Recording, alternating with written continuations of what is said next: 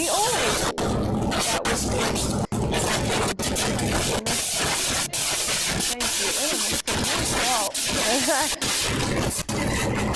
Okay, so last 2 weeks ago we went to Noah's Ark, and at Noah's Ark in Kentucky, we stayed for 2 nighs, 2 days. And night 1, the guys went over what it means to be an Ephesians 5 man, and we continued that yesterday. Last Friday. Then Saturday of the weekend we went to Noah's Ark, we touched on that Proverbs 31 woman, and we are going to continue that study today. What I did is most of you guys know that I am a very, very visual person, and I like to be able to see things, but then I also like things simplified, but without taking away from me, right? So I know the girls that were the women that were with me that Saturday already have this, but the ones that don't, I'll give it to you guys today.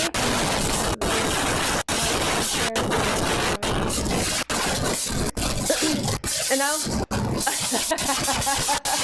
I'm sorry. Probably, I can't.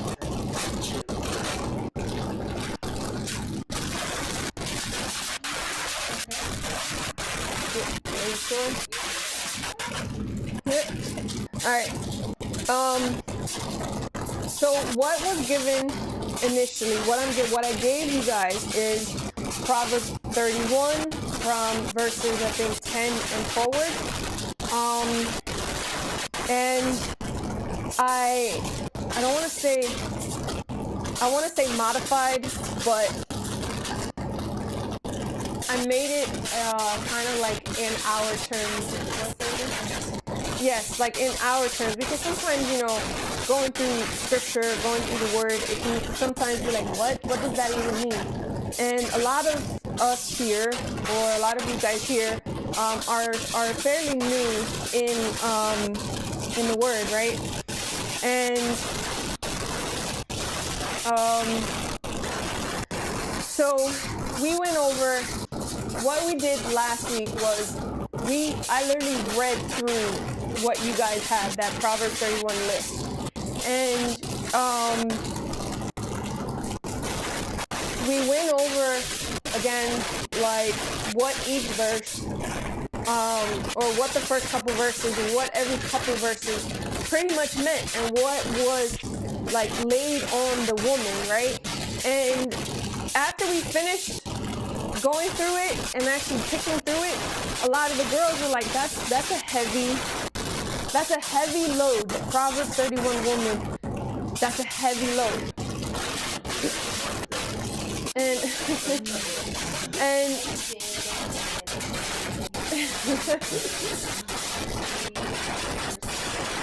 and a lot of it is like wait a minute, whoa, I'm not even doing it right now.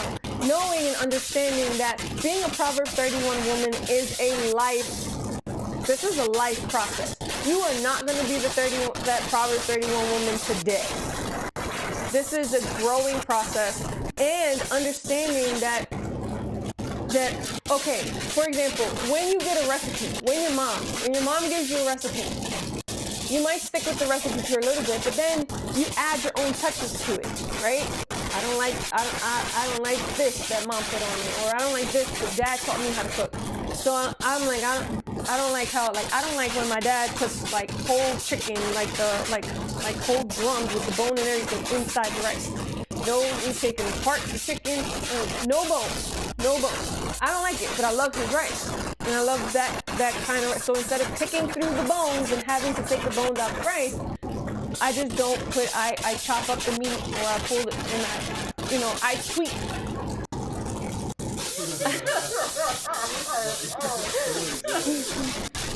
Right, you all gonna be staring when they go there, right? Was that you laughing like that? Oh, I love you, Gabby. Hi. Ven, abrazo.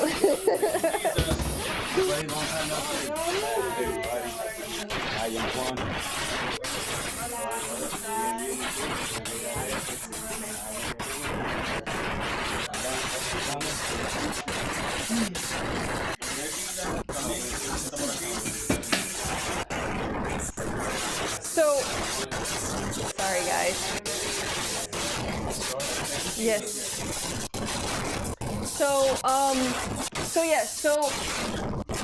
I want you guys to, and I'm using that analogy because I want you guys to see it as yes, this is the main recipe. Proverbs 31 is the main recipe. But there are going to be tweaks to that recipe. You guys are not going to be Proverbs 31 to the T. It can be overwhelming, especially when you look at it as a whole, right? So the study was called More Than Rubies. Can I have one?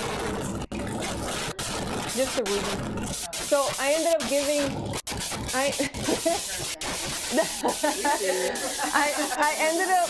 ended up giving the girls a ruby when we went to Kentucky.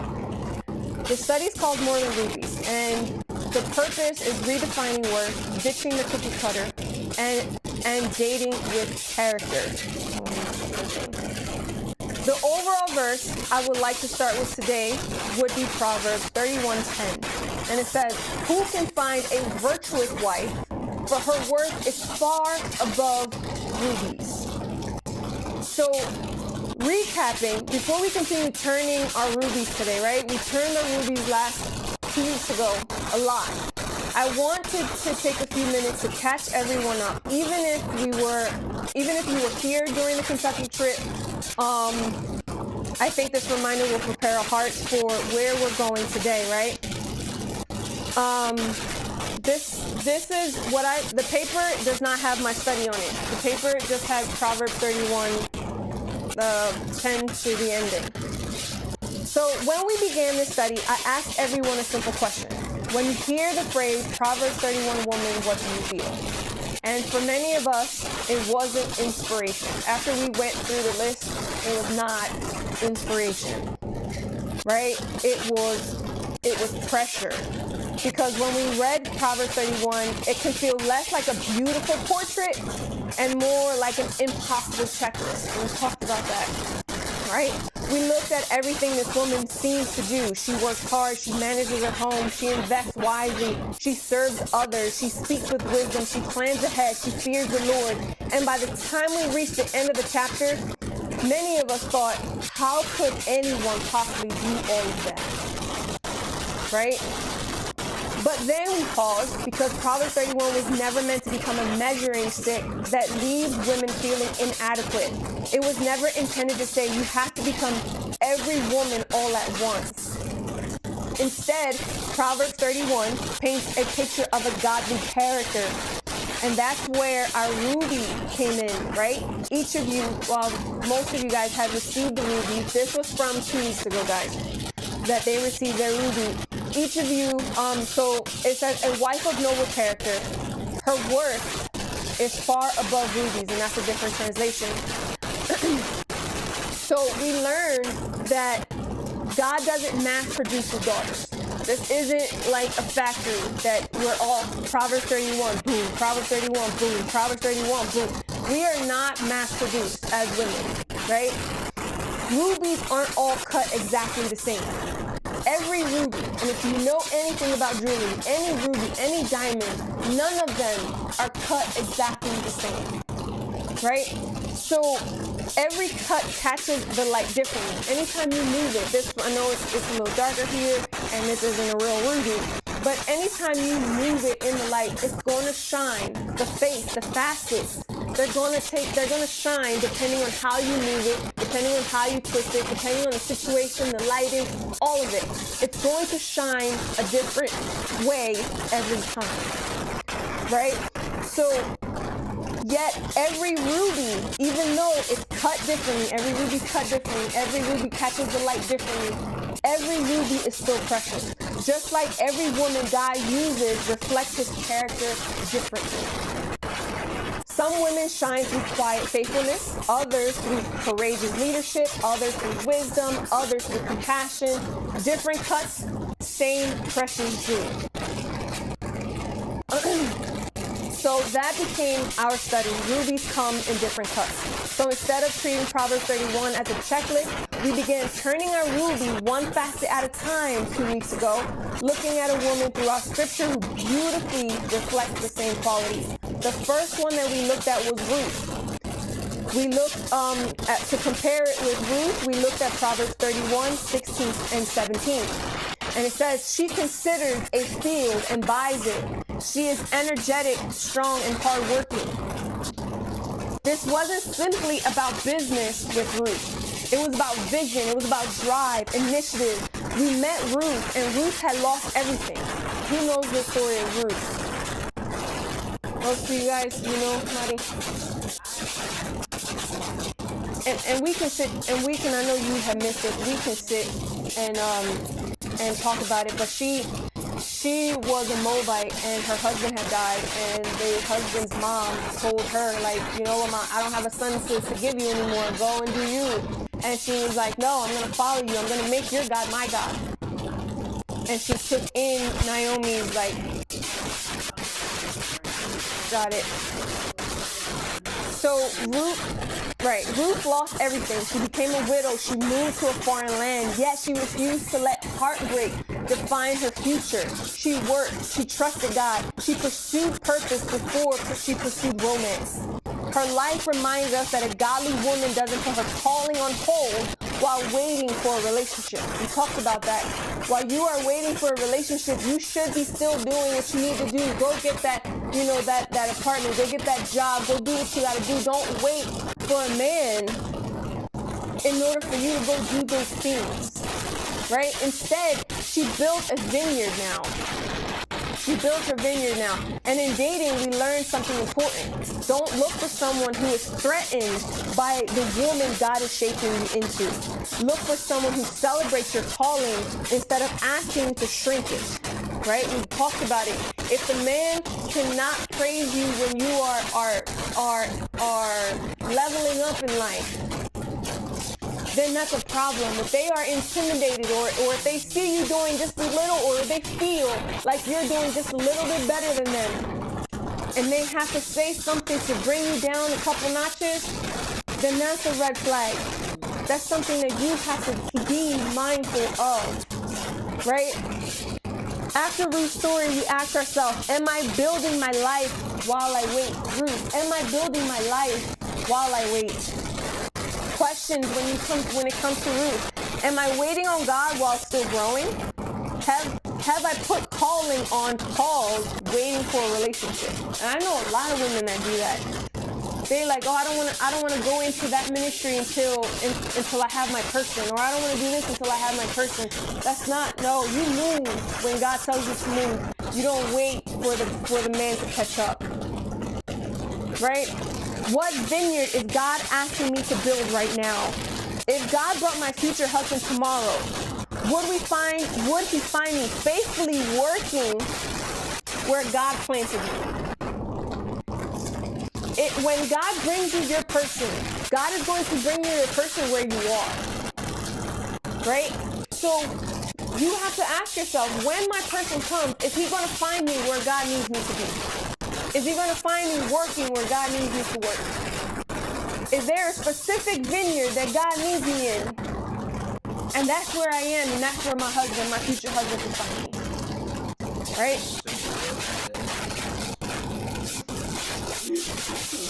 No, Marty. Then we turned our ruby again, and this time we met Jael. I know most of you guys know Jael. Jael, for Proverbs, we use Proverbs, it says she girds herself with strength. We learned that girding up meant tying up your robe so you could move freely. Remember, we learned that. Spiritually, that means tying up loose ends that trip us up. Unhealed wounds, fear, comparison, bad habits, compromise. And when I say compromise, guys, I don't mean like you're going to talk it over. Me and my husband, we're going to talk it over for the benefit of my child. No, I mean like in dating, I want to go something as simple like I plan to have my, okay, can I use you as an example? Yeah. Okay. So one day, Bree says, this is what I'm going to do. I am watching The Chosen. I'm going to do this, and this. It's going to be a me and God day. Her person says, well, I'm going to come over. She's like, sure, come over. But just know, this is what I'm doing. And I'm not straying away from spending that time with God. You can come and spend time with me and God, but this is what I'm doing, right? So when I say compromise, I'm saying if you already dedicated, and especially when you give it to God to begin with, and you're saying, God, it's going to be me and you, don't take it back. God, it's going to be me and you, don't take it back, right? Making sure that compromise doesn't give God the short end of the stick, right? Jael didn't wait for someone else to rescue God's people. She acted through courage, wisdom, and decisive faith. From Jael, we learned that sometimes courage isn't loud. Sometimes courage is like setting a boundary, walking away, protecting your peace, driving a tent peg through the things that threaten your walk with God. So, when we look at Jael, we are asking ourselves, what loose ends still trip me up? And you have to ask yourself, what distractions keep me from becoming who God called me to be? What unhealthy pattern do I keep entertaining? What boundary have I been too afraid to establish? What tent peg do I need to drive through my life this week? Guys, and this is just, again, these are the women that we went over last week. So I'm trying to go through them quickly. The next time we turned to Ruby, we met Deborah. And we used in Proverbs 31, the verse that says, she is clothed with strength and dignity. She laughs without fear of the future. Deborah taught us what emotional security really looks like. She didn't need to compete with Barak. Remember, she was a prophetess, and she was instructing Barak on how to take over this war that they were in, right? She didn't need to compete with him. She didn't need to diminish herself for him. She didn't have to inflate herself. She simply knew who she was in God. She spoke with wisdom, led with humility, encouraged others. She reminded us that we should never date from fear. Fear says, I have to settle because I might never find anyone. Faith says, God's timing is trusted. So, after Deborah, ask yourself, am I dating from peace or panic? Am I dating from a peaceful place, or am I dating because I'm afraid I'm going to be single for the rest of my life? Right? And the questions you have to ask when you look at Deborah, am I afraid to be alone? Have I ignored red flags because I feared missing my chance? Do I know who I am outside of a relationship? Does my identity come from Christ or from being chosen? Then the last one that we learned about on our trip was Esther. So with Esther, she reminded us that strength and dignity are something we wear, right? Not because life is easy, but because our identity is rooted in God. Esther didn't react impulsively. She prayed, she fasted, she waited. She moved with wisdom and purpose. Her beauty wasn't her greatest strength, her character was. God was positioning each of us, or God has positioned each of us for such a time like this. After Esther, you have to ask yourself, am I living with purpose? Ask yourself, do I believe God has placed me exactly where I am? Am I preparing spiritually for what God has next? Am I rushing God's timing? Am I dating with purpose or simply hoping for attention? And through every facet, every time we finished a section, we physically turned our ruby. Because every turn revealed another reflection of light. And that's exactly how God shaped us. Not all at once, Not one season, one lesson, one trial, one victory, one surrendered area of our lives at a time. I'm going to read it again.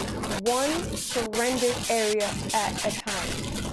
Most of you guys know my testimony. Most of you guys know that I was a very, very, very angry person once upon a time. And that took a lot of, I was a diamond in the rough. That took a lot of polishing.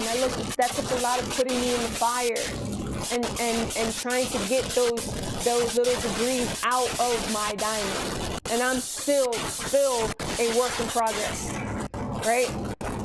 This ruby isn't precious because of the words we've written on it, right? The words these characteristics that we, I don't want to say imaginary written on it, but you guys know what I meant. It's, right, there you go. It's precious because of what it is. And the same is true of us. Our worth isn't earned by becoming wise enough, strong enough, successful enough, or courageous enough. Our worth has already been established by the God who created us and called us his daughters. The qualities we've been studying aren't what makes us valuable. They're the beautiful evidence of what God is doing as we continue surrendering our lives to him. So today, as we turn our rubies again, we are going to be looking at, discover another facet of a woman, that woman God is shaping us to become. So we are going to be looking at today Proverbs 31, 10, 12 for our next facet or our next cut. And this one is titled The Foundation of Value and Trust. Do you have it up by chance?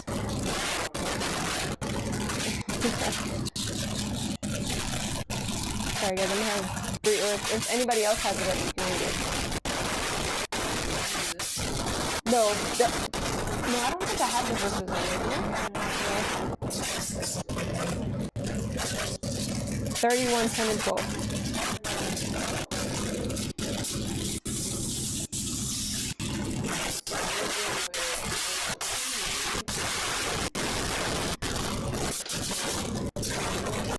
Yeah.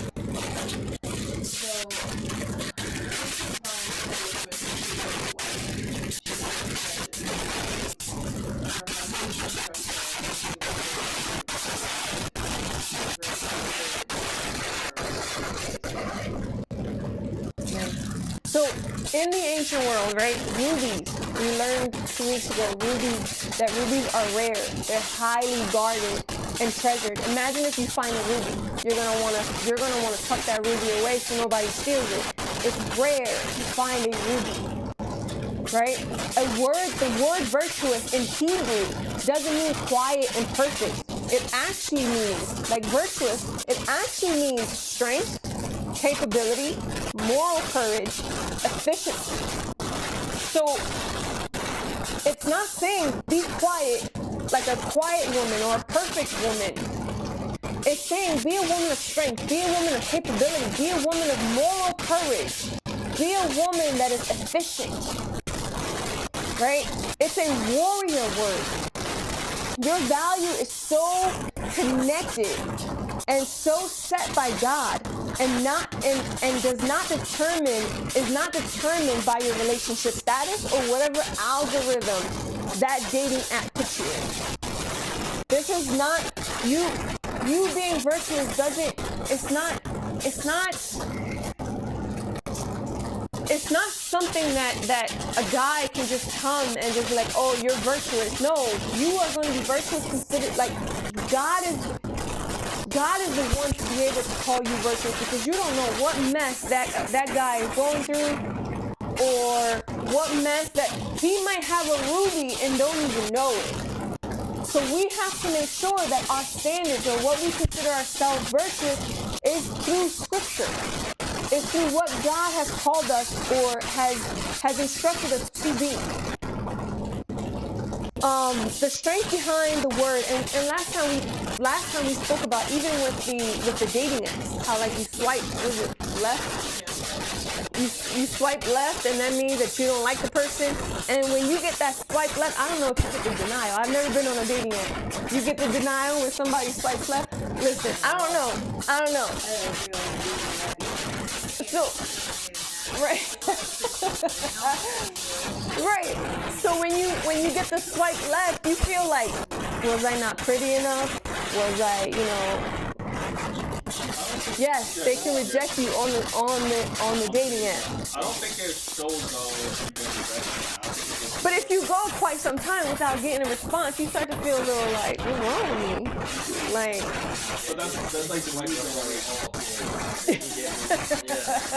Yeah, it's like the new generation, like the way that they interact is like through apps. And then you can These swipe dating left apps. or swipe right, and depending on which way you swipe, you're either approving of that person or denying them. Like, you swipe right, and that's a possibility. I like this one. I swipe left, that's a no.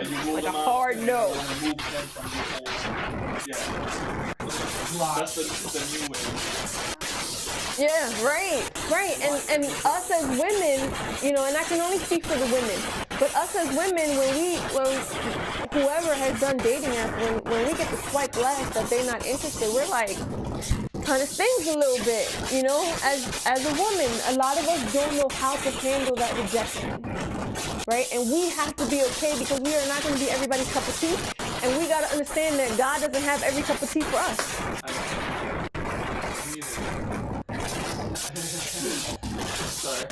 The strength behind the word virtuous is of a warrior, guys. We are that virtuous women. We are women. We are warrior women, right? You don't settle for people who treat you like just a piece of jewelry. And I know many of us can testify that we've been with somebody that has only treated us like a piece of jewelry, or like a trophy girlfriend, or whatever, or like a TD Bank.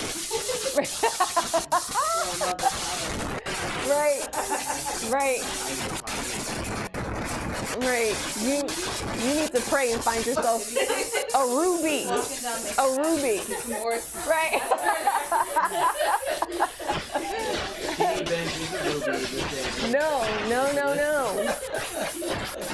No.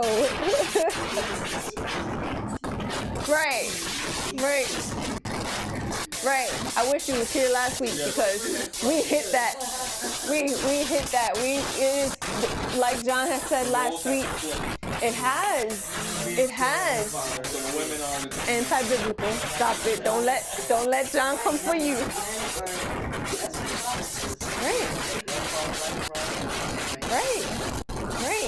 Right. And the thing is and I'm trying to get you to understand that the way God had built it in Scripture, the enemy's job is to flip it. The enemy's job is for us to see it the other way around, because he knows that God made it perfect, so let me corrupt it. So that is his job. Well, come on, now we see, and this is off topic, but we see why, even going to Noah's Ark, we see why he built the rainbow. How did the enemy flip it down? That's the job of Satan, of the enemy, is to flip what God made perfect. Yes, amen. So remember, the first cut we're looking at in this foundation, or the cut in this one in Abigail, is trust. All right, so let's look at this in the dating angle. In yourself first. When you look at yourself first, are you building a life of integrity, where a future partner can safely trust your heart, trust your words, and trust your loyalty? I know, or I believe, I can imagine that when me and John first started, I was, like I said, a diamond in the rough. Like you really had to dig to see my diamond. It was rough, okay? And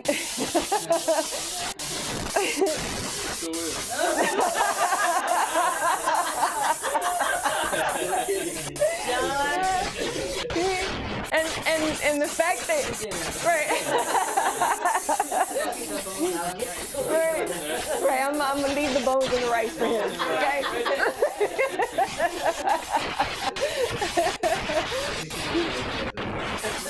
Right, at least I don't wear the wave cap no more. We gotta count our blessings, right? I did. Just baby steps. They used to think I was butch. You know? Yeah. No, I'm not butch. I like men. Anyway, right. And I know that there's certain things that where, as John got to know me when we started dating, he had to be able to decipher, is Veronica telling me this because she's trying to hurt me, or is she telling me this because she wants better for me, but maybe she's saying it in a frustrated mindset or a frustrated emotion. And those happen a lot because communication, I didn't grow up understanding what communication was, because as a child I had to stay in my place, I had to be quiet, and I couldn't even say nothing when I was getting abused. So I didn't know how to communicate that to him. So anytime that I spoke to him, he had to decipher, he had to take it like, is she trying to hurt me, or is she telling me because this is something that I need to watch out for, or whatever the case may be. And that trust, that safety has to be built, right? Now, in that dating perspective, you have to ask yourself, when it's coming to that person you're dating, does the person you are dating inspire full confidence? Can you confide in that person? I mean, fully, right? Or are you constantly checking in on them? Are you questioning their intentions? Are you feeling insecure with them? Healthy dating brings peace, not constant anxiety.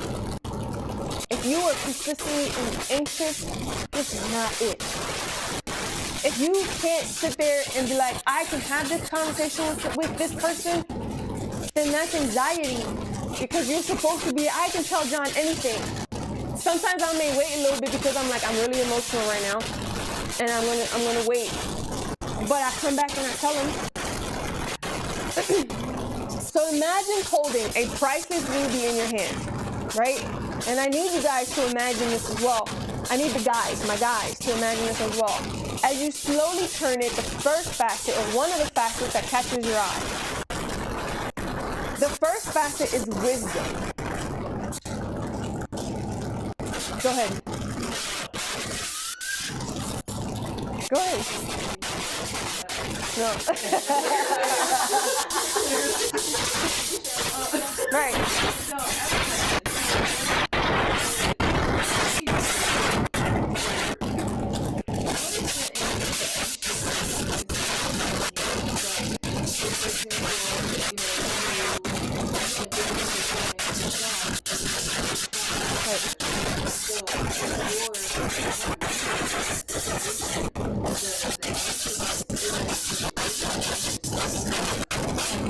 Your person is gonna know how to deal with that, and it may take him a little bit, but he's gonna know. Like he shared with you guys. Well, I think he shared when we were at Noah's Ark that it came to a point. So one of my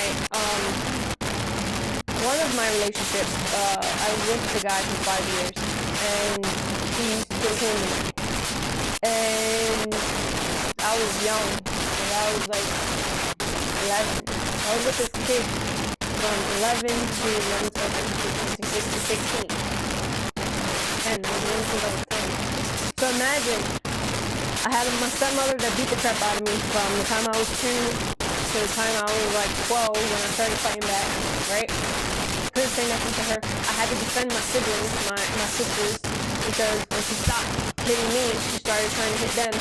So now, and then I started working when I was 13 because I had to help Dad with bills.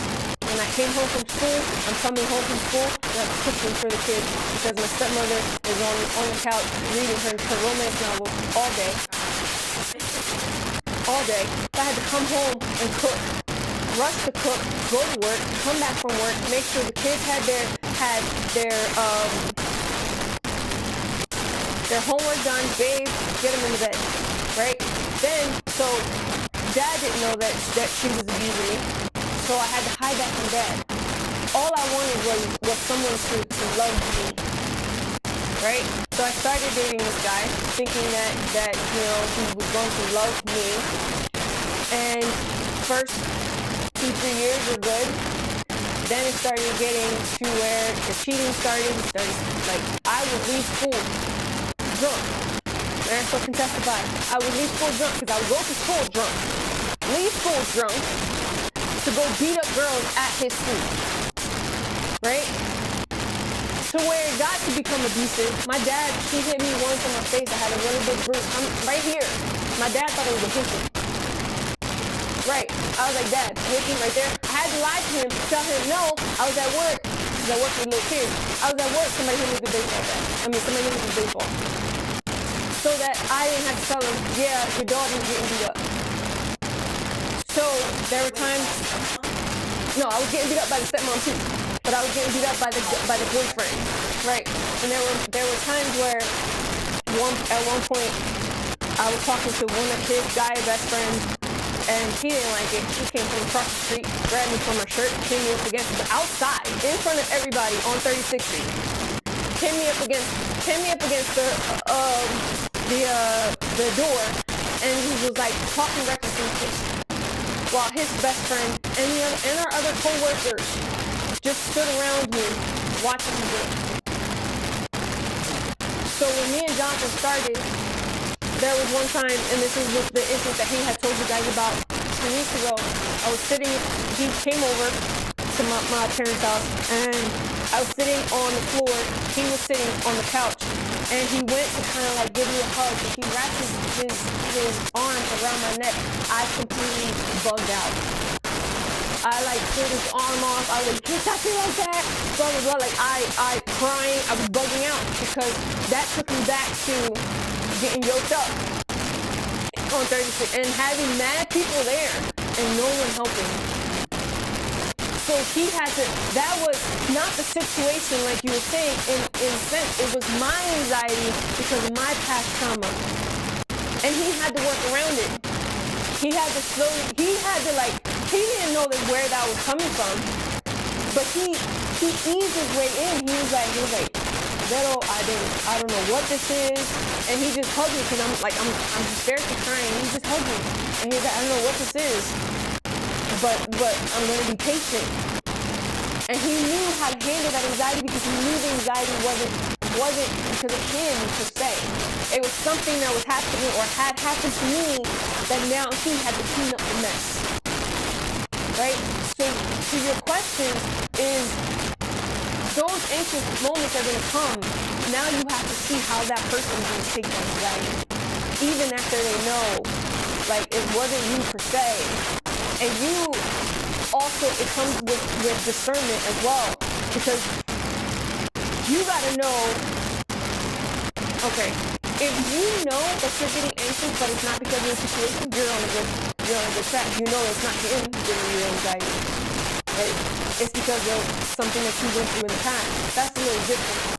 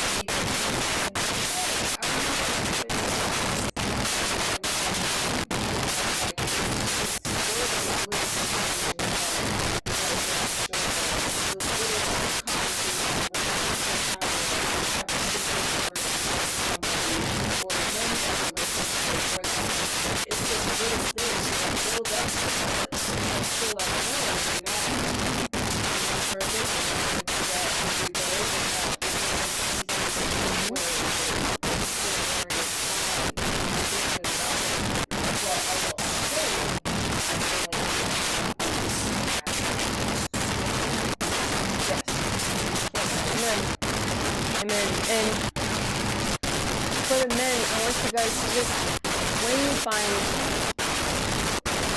let's just say you're a person, but when you start dating, don't give up on her so fast. Because if John would have gave up on you as fast as thought he was, you know, we wouldn't be where we are now, right?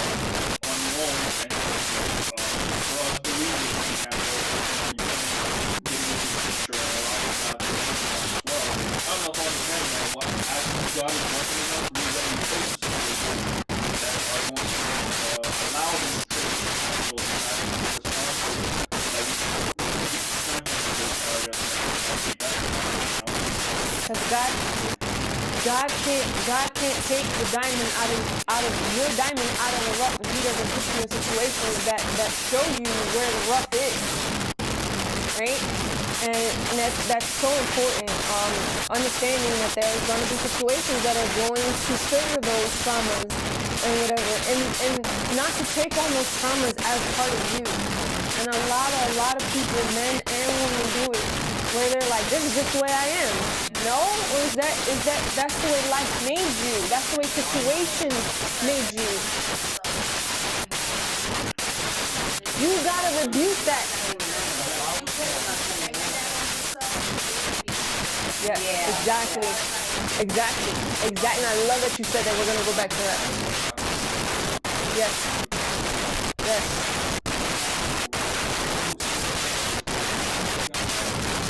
Yes. Amen.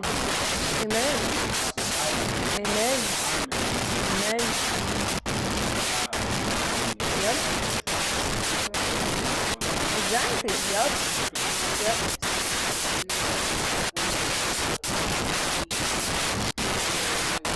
Yes.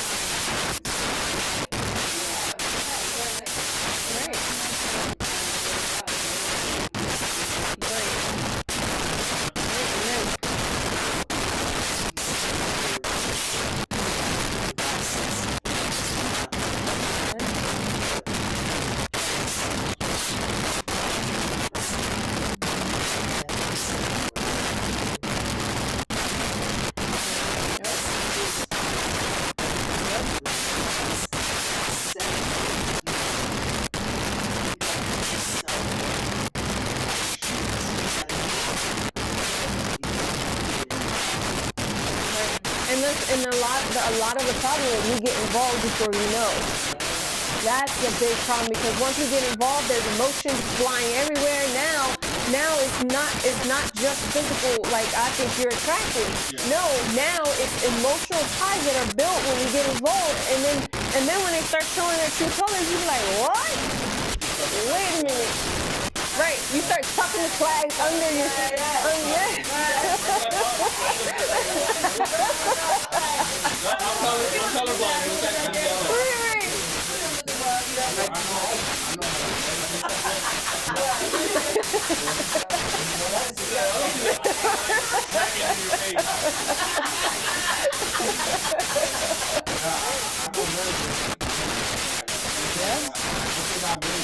It was over. Oh my gosh, yes, because people can put up a front. People can put up a front, guys.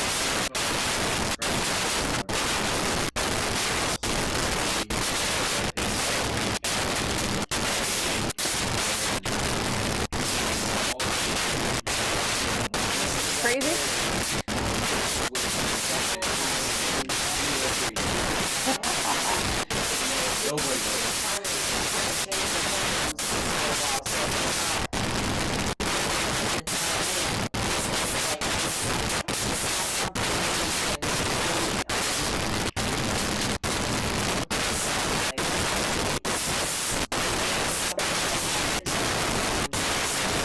Yeah, it does.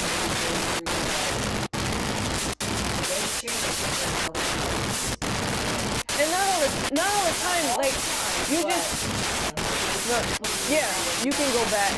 It goes back. But every woman has their time. Like, I could be 6 months, Marisol could be a year where she's just, like, her body's trying to get, and you know, there's times where I'll get mad at John when I was pregnant or when I had the baby and I had death to his part, bro. Like, you ain't going nowhere. and he can't run now. And right, and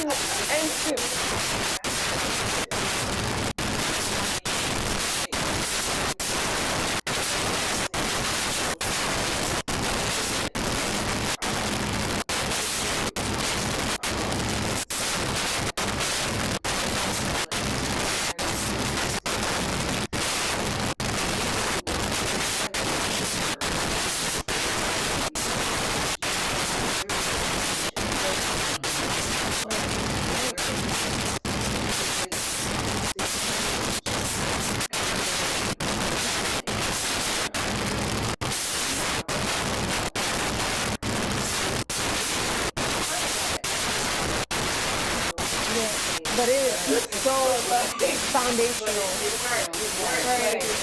Right.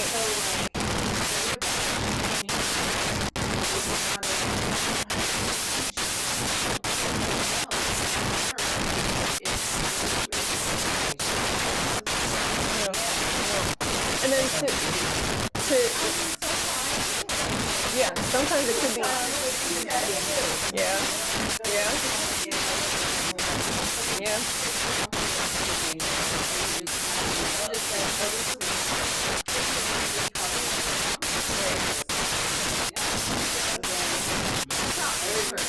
And it goes into what John was saying. You have to actively work on those traumas.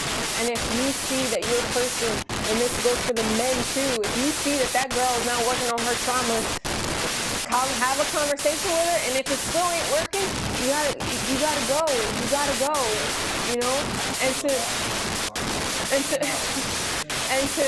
to go on like what Marisol was saying, how people take, you know, anxiety, depression, all that they make it their identity. Guys, if that is not, and if we gotta hang the hook here and talk about it, if that is not the enemy at play, I don't know what to tell you.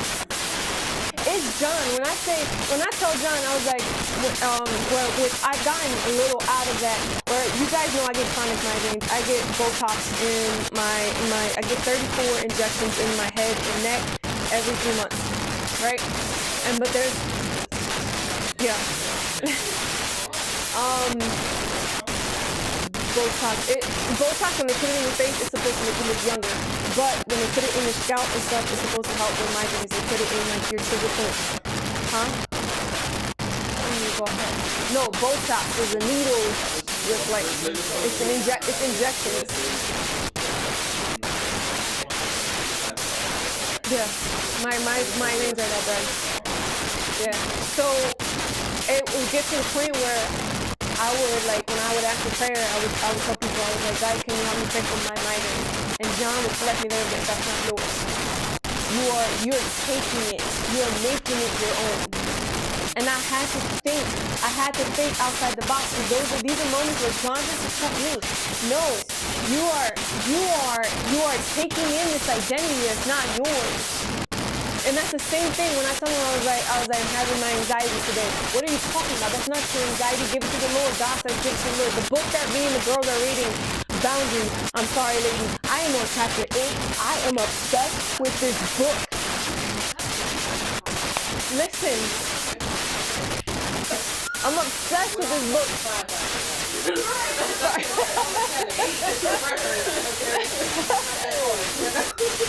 and the way she touches into like that verse that you said about the anxiety, casting your anxieties, I was like, wow, that's such a great way to think about it too.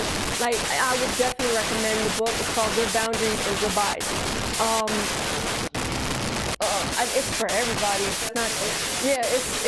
Me and the women are reading it for. Yeah.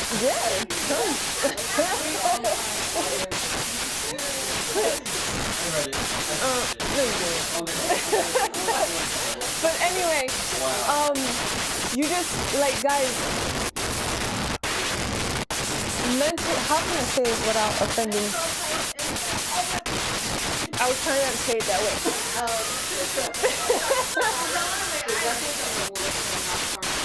What happened? Okay.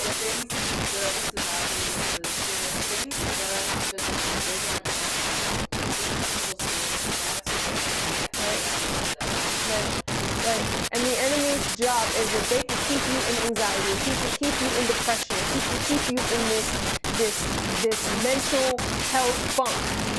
He's won. Like he won. You lost the battle. He won. So why make it easier for the enemy when you say my anxiety, my depression, my this, my that? Why make it easier for the enemy? You've taken in the identity, and that's something that you guys like. I will like. We need to have one of those studies too. Anyway, because listen, you know, and I'm all for go to your therapist. I'm all for it. But if you are putting your therapist before you are putting God, that's a problem. Because if you are talking to your therapist about things that you haven't even spoken to the Lord about, then who becomes your idol then? Be very, very, very, very careful, guys. I study psychology. I have my master's in psychology. I am not against therapy. I am against talking to your therapist before you talk to the Lord. That's what I'm against. Talk to anybody, but a lot of people they cling on to the therapist and they cling on to, you know, good, great. You need it, go for it. But when you start to put them before the Lord, that's idolatry. Sorry. Anyway.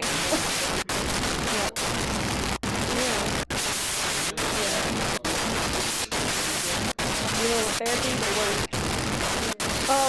I saw this joke, and I feel real last week. I saw this joke. I'll hopefully remember it later because I don't want to put it on live. But I saw this joke. I was like, oh, now I can't unsee it. But I'll tell y'all later. Anyway, so we're talking about Abigail. So Abigail, for those that don't know who Abigail is. Okay. So for those that don't know who Abigail is, Abigail's husband was named Nabal, whose name literally means foolish. Nabal literally means foolish. The man's name, Nabal. And so Nabal, I'm gonna say Nabal, right? Nabal insulted David and refused to give David's men food after they protected Nabal's shepherds, right? David was livid about this, so he gathered 400 armed men and set out to destroy Nabal and his entire household. Right? So here comes David protecting this guy's like shepherds, and the king doesn't even want to provide food for David's people, right? So one of the servants alerted Abigail. Abigail is the king's wife.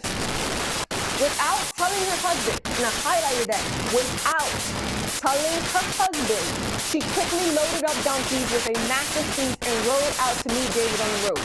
Abigail intercepted David, bowed low. When I say intercepted, I mean she came towards David, she bowed low and spoke with incredible wisdom, humility, and spiritual insight. If y'all want to know where the story is, 1 Samuel 25. She stopped David from taking revenge into his own hands and spilling unnecessary blood. David praised God for her. David praised God for her wisdom and discernment, accepted her gift, and turned his army around. Later, after Nabal passed away, he ends up marrying Abigail. No. Yeah. Eventually. After Nabal died. Yes. Nabal eventually died and David married her. Because of his, because he was so impressed with her discernment and her wisdom.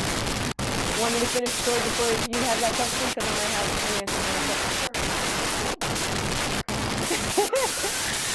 So David actually sent for Abigail, asked her to become his wife after Nabal died. Now, some might wonder, was this unwise of Abigail not to tell her husband? Because at first, I did, right? When you read it, you be like, wait, she was on her husband? Hold up. Going behind her husband's back was a huge risk, but Abigail recognized that she was in an extreme crisis where normal rules of communication had to be set aside to save lives. So let's see if I touch it. Hold on. Nabal's own servants went to Abigail instead of him because they said he is such a wicked man that no one can talk to him. He is such a wicked man that no one can talk to him. So the servants, instead of, they know this of the king, instead of talking to the king, they talk to his wife. Right? Nabal was irrational, prideful, and likely under the influence. The Bible mentions he was drinking heavily. Trying to reason with him in that moment wouldn't have produced a solution. It would have just wasted precious time while David's 400 soldiers were marching to kill him all. So if I'm knowing, if John is drinking, he's drunk, and I know he is just not easy to deal with, what is the purpose of me coming to him? Hey, David's about to come kill you. What was that going to do? Now that's going to light a fire in him, and now everybody's going to die. Everybody. David's going to lose men, we're going to lose people, we're going to die. And the fact that God was with David, I would have been scared to touch David anyway. Right? So Abigail understood the principle of higher moral duty. Protecting human life, her entire household of servants, workers, and family, was far more important than adhering to submission to a husband who was actively leading them off a cliff. We talk about submission. We talk about women submitting to a husband, right? If John is leading my kids off the road that I know ain't right, then I have to intercede. And then if I'm in the wrong, let God deal with me. Right? But if it wasn't for Abigail interceding, I know he is not in the right state of mind. He's belligerent when he drinks. I need to intercede. If she didn't,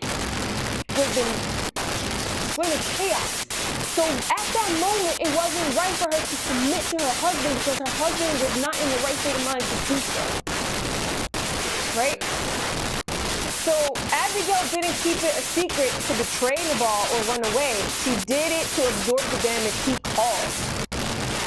She literally put her own life on the line by riding out to meet an angry warlord David to save her husband's neck. Having to do that all the time can be exhausting. Abigail didn't keep it a permanent lie.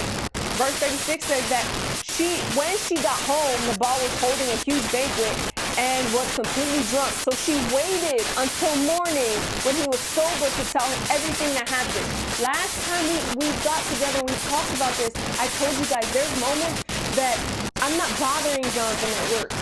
If it's something that I can handle and that I don't necessarily need Jonathan at that moment, I got to put on the wisdom and hope that God gives me what I need to deal with the situation. Then when John comes home, then I'll address him. I'll wait. The other day, John came home really late from one of his meetings with the parents, and I told the kids when I heard the car pull up, I told the kids, let your dad come in. Let him go upstairs, let him shower, let him get his food before y'all start harassing him. And then when he sat down on the couch, Mimi looked at me and was like, "Can I look at my damn phone now?" Girl, go. Girl, go. You know? But I let them know that, you know, ahead of time. So it's not that I will keep something away from John long periods of time. It's at that moment, I don't need it bothering or festering his situation. Outcome. He trusts me enough to know that it's going to get dealt with, and that when the time comes, or if I need to tell him, I will. In Abigail's situation, it's kind of the same thing. She waited until he was sober the next morning, and she was probably like, "Guess what I just saved you from?" I'm not like that. I'm sure it wasn't like that, but I'm sure she was more humble, right?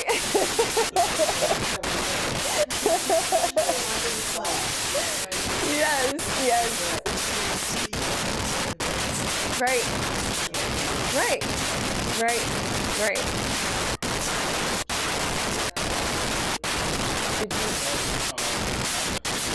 Oh. So Abigail shows that godly wisdom isn't passive. Being a partner doesn't mean enabling someone's destructive choices or staying quiet when disaster is looming. You are not like being submissive. Yes, women, we have to be submissive. They are put there because they are the head of our home. We have to be submissive. However, if we know they are walking us and leading us right into the fire, we have to intercede, especially when we have children in play, right? And that's something that John, has to give dar cuenta. How do you say that? Dar cuenta. No. Yes, he has to give an account to God. Because when he goes up there, God's like, "Hey, you didn't lead your family the way you needed to lead your family." He has to get, because he's the head of my home. So he has to be like, "Wait a minute, why did Veronica have to jump in when this was your job? That was something that you needed to do. Why did Veronica have to jump in and save the day? Because you were going to do something destructive. You were going to lead them into the pit." And we have to have that discernment to know, okay, I gotta submit to my husband. But at the same time, when it's coming to that danger zone where it can potentially hurt you, the kids, the family in general, then we have to stand 10 toes with God. Because God ultimately comes before our husband. I'm gonna say it again for the men that don't like it. God comes before our husband. Period. So if God is telling us this, Veronica, I need you to go this way because my son Jonathan ain't listening to me, you better make sure to buckle up and go the route that God is telling you to go, because God's going to take care of John in a different situation. Like, okay, I had to talk to your wife and go this way because you didn't listen to me. So then God's going to hold John at a different accountability.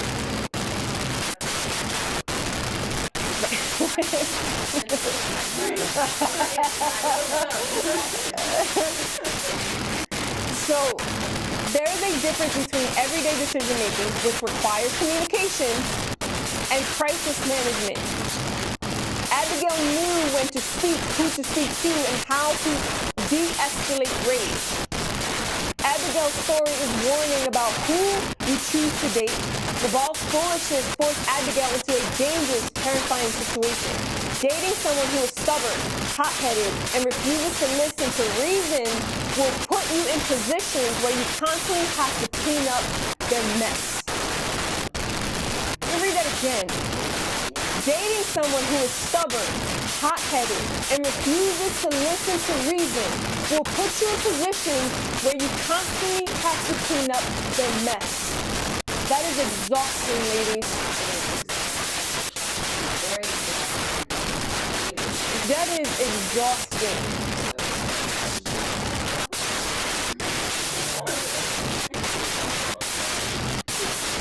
It is. And it's not even that. It's like sometimes like, it's not even, and it doesn't even have to be with your person. It can be with a close friend or something. Like, you know, Any relationship where if they're hot-headed, if they're stubborn, if they refuse to listen to you when you're trying to give them that voice of reason, and then when you give them the voice of reason, they don't listen, and you gotta clean up the mess. It becomes exhausting. It's exhausting. It's like, God, I just want to sit for a second, please. So, Abigail displayed a warrior character, that weight of strength, capability, and military-like courage. She showed trustworthiness to the household. Proverbs 31:11 says, her household lacks nothing of value because of her character. Nabal's servants didn't even bother going to Nabal because he was too stubborn and too hot-headed to listen. Instead, they went straight to Abigail. Why? Because she had built a track record of integrity, wisdom, and reliability. If someone is going to you before your husband, that is because they trust you more. That is because you have shown them that you are more trustworthy, you are more reliable than the person that you're with. The servants trusted her leadership and safety when their lives were on the line. Proverbs 31:12 says, she brings him good and not evil. Even though Nabal was harsh and foolish toward her, Abigail didn't leave him to suffer the consequences of David's army. She wasn't petty. She wasn't like, don't let David come and take over. She wasn't. She still stood firm, right? She was the head in that situation, in that moment. Yes, exactly. Because Nabal was in no shape or form in the right state of mind to take that ahead, like to take that situation head on. By stepping in, taking accountability, and de-escalating David's rage to save Nabal's life and preserve his entire estate, she brought him good and protected him from his own destruction, fulfilling the very heart of Proverbs 31:12.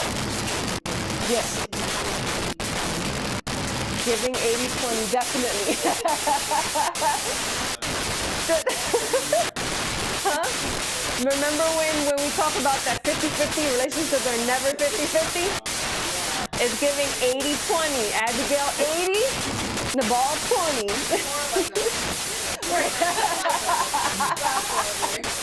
Right. So with Abigail, you have to ask yourself, can I be trusted? If people describe my character, would trustworthy be one of the first words they would use?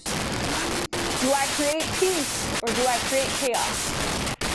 When conflicts come, do I react emotionally or do I respond with wisdom? Would someone feel emotionally safe building a future with me? These are questions that you have in the sense of Abigail, right? Dating takeaways. Knowing how to handle conflict is vital. It's so important, guys. Knowing how to handle conflict is important. Abigail shows that being trustworthy and valuable doesn't mean being passive or being a yes person. We see that she wasn't being passive. We see that she wasn't being a yes person, right? She took action because she had to, right? It means having a moral clarity, discernment, and strength to act with wisdom, even in the hardest situations, bringing peace and protection to those around you. Before we go to our last cut, Mary of Bethlehem. Anybody want to say anything with Abigail?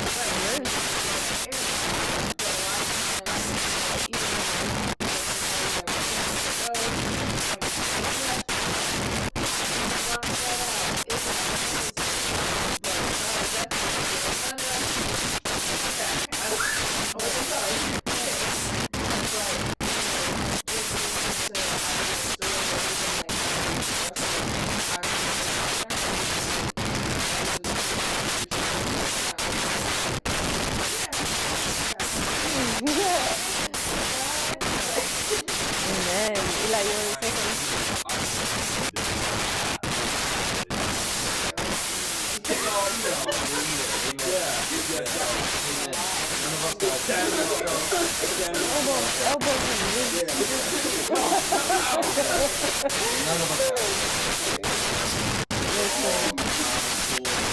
Listen. Anyway, all right. So we are moving to our last women. Guys, just know I had like 15 of them. So we can go through women all day, but our last one is Mary and Bethany.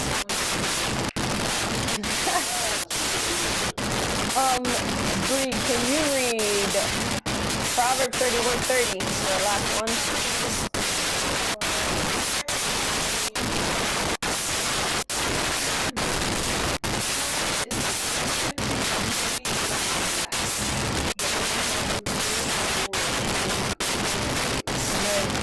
So, such charm is deceptive. Charm can mean a flattering front, or a polish, or a practice persona. Charm is somebody that they pretend to be in front of you, and then give it a little bit before the mask starts to shift. And you have to be able, you gotta be so like equipped. And the reason why I say this is because when you so locked in with the Lord, just a little shift, you like, God, I can't put my finger on it, but I ain't like this. And it starts like that. You can't put your finger on it, but you're like, God, I ain't like that. Because when their mass shift, it's a contradiction, right? So, and we have to be able to sometimes we may miss the first few shifts, the first few when that mask slips, right? Beauty is entirely superficial. It changes with time. John talks about this. It says, but a woman who fears the Lord, sorry, technology is done. It says, but a woman who fears the Lord will be greatly praised. This is the ultimate anchor, and it is a deep anchor, lady, because it is a reverent relationship with God. It's easy to look good on paper or put up a great performance for the first few months of dating.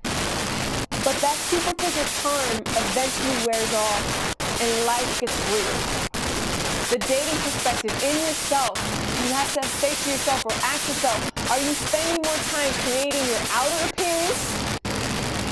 Whether it's for social media, whether it's like I gotta look good for this guy, whatever. That you are creating your relationship, or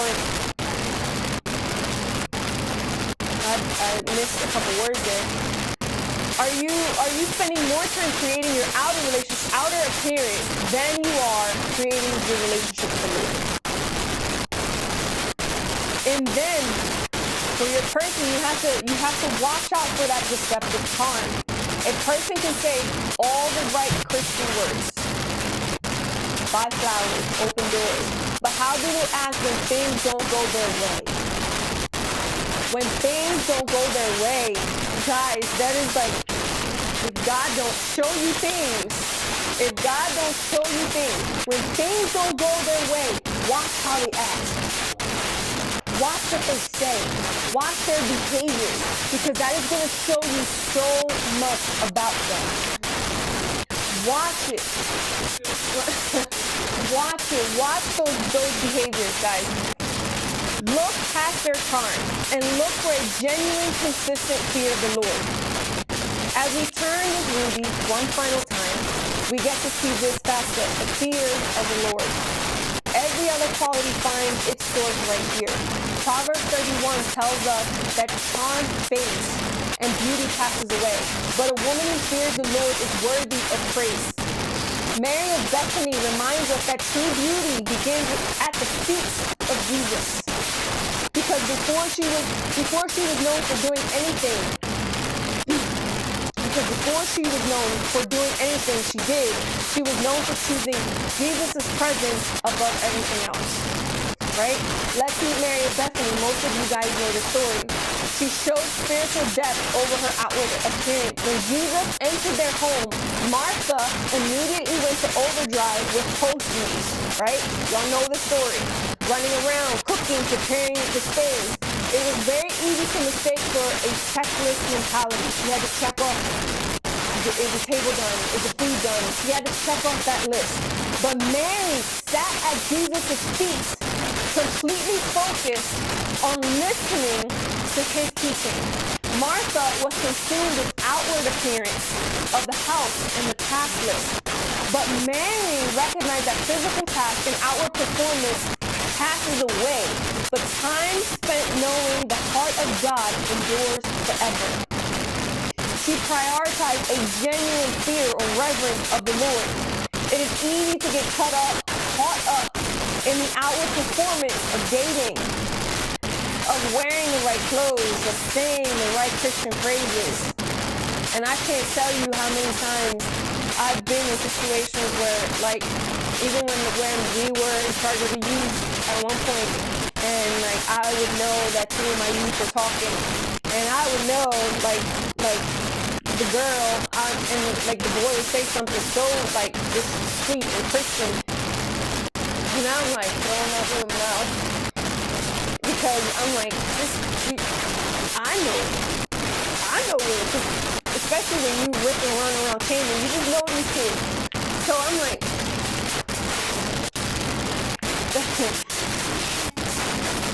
you're fine. So it's these little Christian phrases that, like, please guys don't get deceived just because the person that you're talking to knows Bible. Satan knows Bible too. Satan knows scriptures too. So don't be all impressed because my man, my woman knows scripture. Yeah? Yes. Yes. Yes. Yep.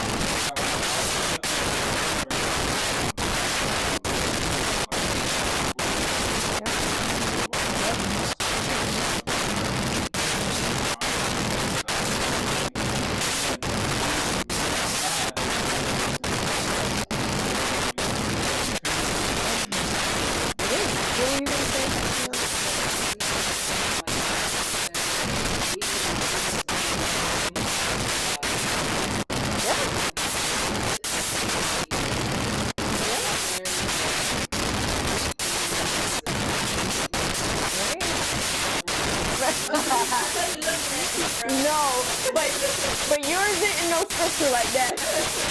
He was just, right, yeah.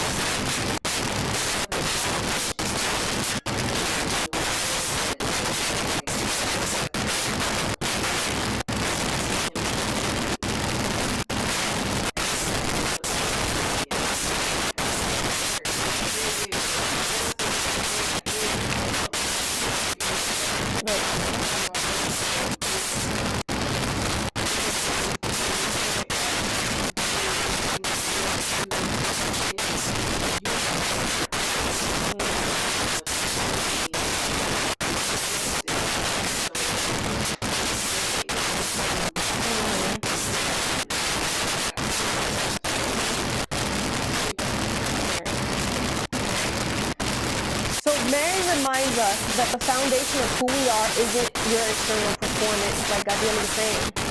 It is the quiet depth of your heart before God. There was a conviction over culture pressure and expectations.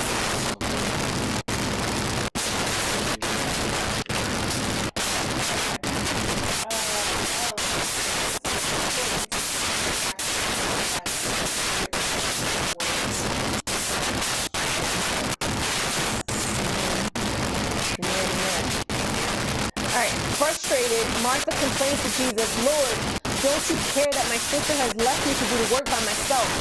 Tell her to help me. Back then, a woman's expected place was serving in the kitchen, not sitting as a disciple at a teacher's feet. Mary broke culture expectations to prioritize her spiritual connection with Christ. Jesus gently corrected Martha, saying, Martha, Martha, you are worried and upset about many things, but few things are needed, or indeed only one. Mary has chosen what is better, and it will not be taken away from her. When you prioritize your spiritual life and fear of the Lord, you won't fall for deceptive harm in dating.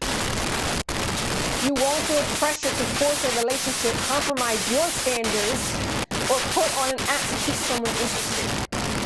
A partner who truly fears the Lord will respect, defend, and celebrate your spiritual depth, just as Jesus defended Mary's. Ask yourself, who has my deepest affection? Am I spending more time pursuing my relationship than I am pursuing Jesus? Would my prayer life reveal that Christ is truly first? Do I value God's presence more than someone else's attention?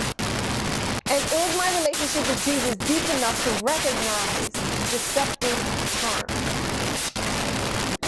Through this study, we turned our ruby again and again and again, each time asking ourselves different questions.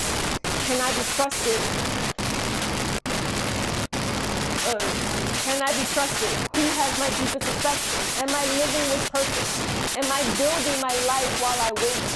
What loose ends still trip me up? And am I gaining from peace or panic?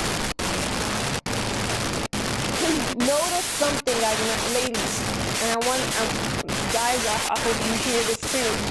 Notice something. None of these questions up here, none of them up here are asking, am I pretty enough? Am I successful enough? Am I popular enough? None of it. Every question is about character. So for my guys, it's not the pretty face. It's her character. She can be pretty all day and be just as ugly inside. It's not about the physical appearance. It's about her character. And each and every one of these women have a different character from their ruby that they have shown and demonstrated in particular sections and stories in the Bible. Because that's exactly what Proverbs 31 has been teaching us all along.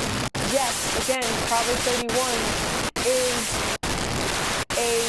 a map, or a general summary, instruction manual, right? It's general. Each and every one of these women, they carried a characteristic from Proverbs 1 to 5 characteristics of a Proverbs 31 woman. We are not factory generated. We are not going to be the same ruby, same characteristic. No. What I lack, Marisol might triumph in. What she lacks, I might triumph in, right? I want you guys to understand that yes, we must aim to be a Proverbs 31 woman, but that's going to be different for each and every. Tammy's Proverbs 31, she might be working on a different characteristic from Proverbs 31. I might be working on something else. Liana might be working on something else. Proverbs 31 is going to, for us women, is a life process. Right? And we're not going to be there 100% or overnight. So, again, I have some questions here. There's, I did have like the do's and don'ts in dating. Would you guys like to go over that? Do's and don'ts. Where's my thing? Right.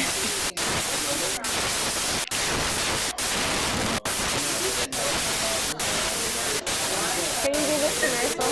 I gave you guys that too. Huh? Can you guys give this to Marisol?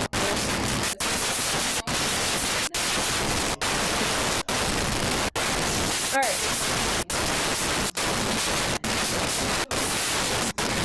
No, it's different. Alright. One of the reasons before we go, we can hold those who want to stay after, we can go into the questions But the do's and don'ts, and I know this is something that Marisol had expressed interest in a while ago. So for the do's, what are some do's and don'ts in dating? Do set clear physical and emotional boundaries clearly.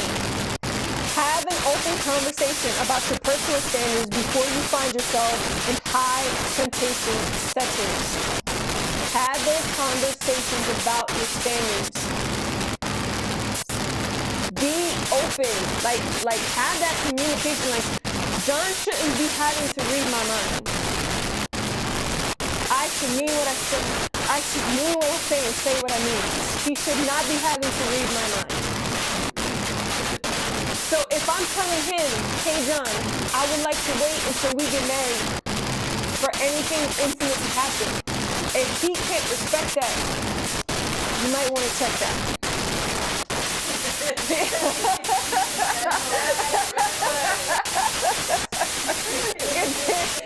Tammy, please.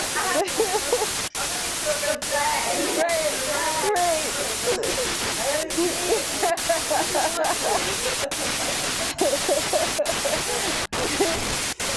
Tammy gonna hurt herself over there.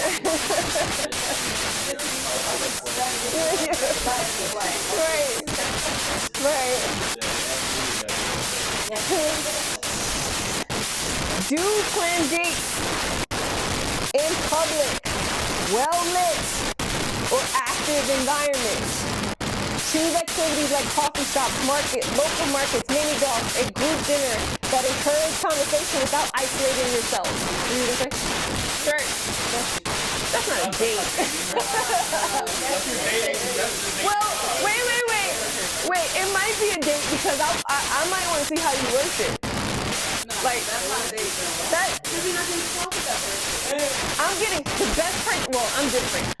If I can watch you, that's a date enough for me. If I can sit there and like, no, I'm doing mental checks. Like, oh, you can't worship? You don't have to talk about that, right?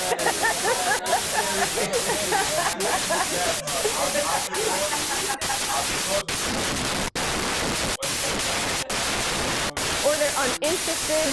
Like, if you can watch how they behave in church. See,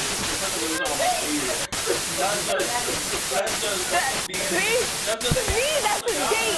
To me, that's a date. You want to go on Neighborhood Beach and then you go on Sunday morning? Wait. Yeah. First time I hung out with Angel was at the church. It wasn't a date, but that was how we got to know. I can learn a lot about you. If I can watch how you interact with the Lord or in service, I'm gonna learn a lot about you. That's the idol.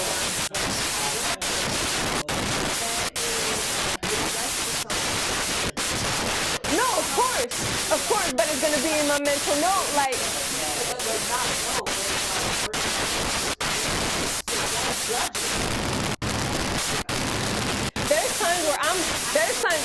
I'm so different. There's times where I'm going through the trenches, but that ain't never gonna stop me from worshiping my God. Because if I gotta cry it out with the Lord, like, God, I didn't feel like coming today. And I'm so honest, I'll be in worship. They be up there singing, and I'll be like, God, you know I didn't even want to be here today. You know I didn't. You know I did. And then God will give me this conviction where now I'm ugly crying, and I'm like, God, I'm so sorry. You know I didn't want to be here. So like, listen. So it's just the way they are in service, or if they're in service and they're like, and pastor got to work, that's something. Oh, I'm taking a mental note. I'm taking a mental note. Because I do that. I'm on my phone. Right? It better be note, because if I'm peeking over and I see you on TikTok, I'm like, Lord, you better TikTok him back. I don't want him. No, most services are broadcasted now.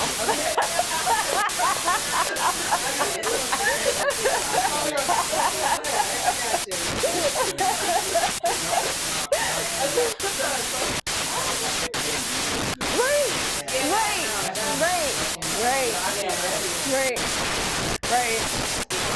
So,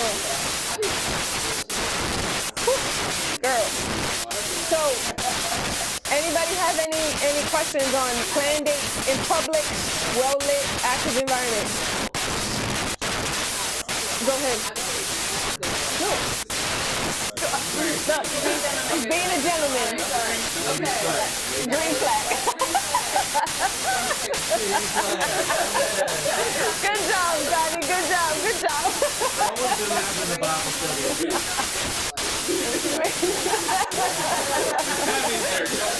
Right. Good. All right, going back to like crazy dating. My question is, am I now so focused on that person and I'm focusing on God and giving my all to God? And it's like, I gotta reverse this. And I was like, wait, should I No. Right. I was reversing my last one. It could be. It could be. But me and God is in the interview. We interview in this man.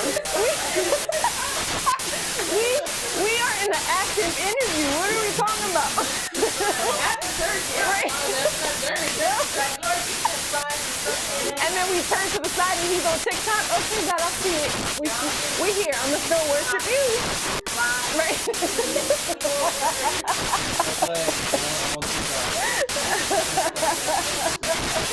Oh my goodness.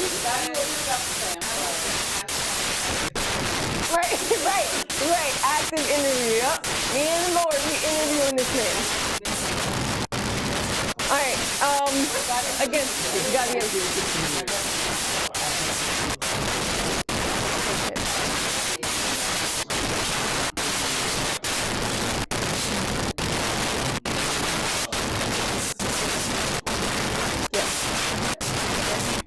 Yes.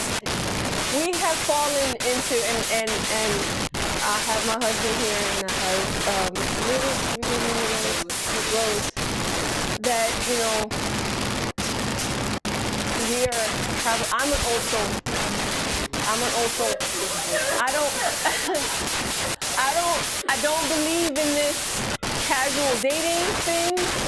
I don't believe in, I'm talking to Jonathan, hey, we're casually talking, and then I'm casually, I'm sorry to put you in there, I'm casually talking to Gabriel, and whichever one lights a fire in my soul, we're gonna lean that way. We're not casually dating. That is, and kill the messenger if you would like, but that's a culture mentality. Yes, talking to multiple people to see which one catches your attention. No.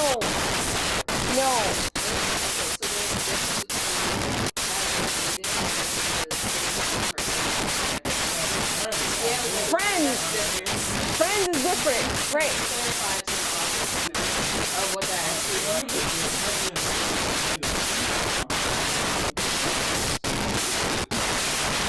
And your goal should ultimately be marriage, guys. You know, we're not like how can I say?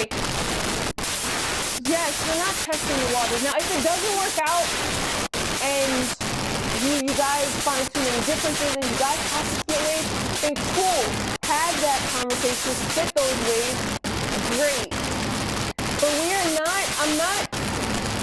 I'm not going to be talking to John for a few months and then keep my options open for someone else. Like, that's one, is rude, and two, that's such a culture thing now, because, like, how is John going to feel? Let's switch it. Me and John are dating, right? Knowing my temperament back then, me and John are dating, and he's casually talking to somebody else. I would have been fighting people at church. It's now, when I see his ex-girlfriend, I'm like, and Marisol be like, that's the old you, I see it, put it away, tuck her away. And she can see it, she'll see it, because the old me, and I know, I trust my husband, but it's just that old, like, we gonna square up. But it's a sense, it's like, if I know, like, us women, and I can only talk for us women, our emotions, we get attacked like this.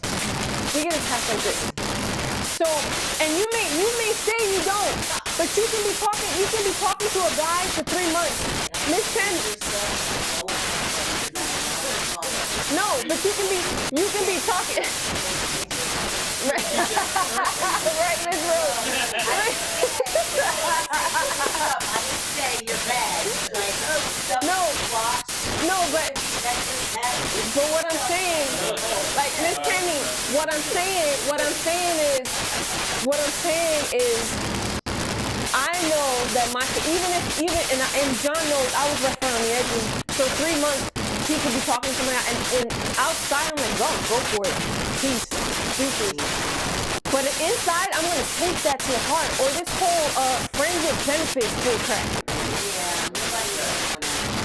That is nonsense. Nonsense. Friends with benefits is nonsense. No woman, I don't care who she is. Right. Yeah, let me run around and You can kiss her, you can give her kisses, you can do whatever you want, like she's your girlfriend, but she's really not. I'm gonna tell you right now that if a woman tells you, I want to be friends with benefits, and then she sees you hugged up with some other girl, like, I don't care, she's lying. She's lying. We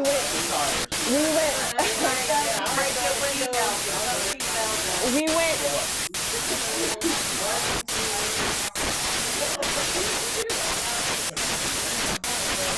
Hold on.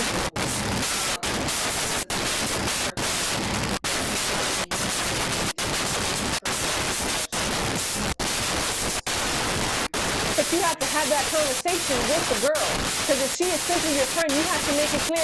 Don't be like, yeah, we're friends for now, but it could be something in the future, because we are hanging on to, it could be something in the future. We're not hanging on to friends, we bump that, friends is out the window. Once you said it could be something in the future, that's what we're hanging our hope on there. For the pursuit that it is going to be something in the future. Right? So yes, make your intentions clear. You want to be friends with the girl? Cool. Be friends. Make that clear.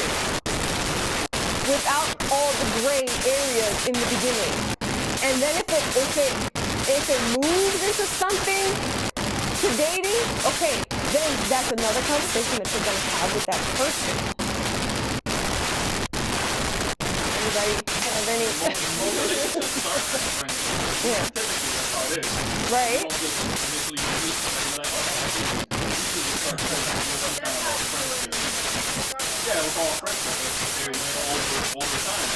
But you have to let it be your friendship, because if you go into a relationship and you with the expectation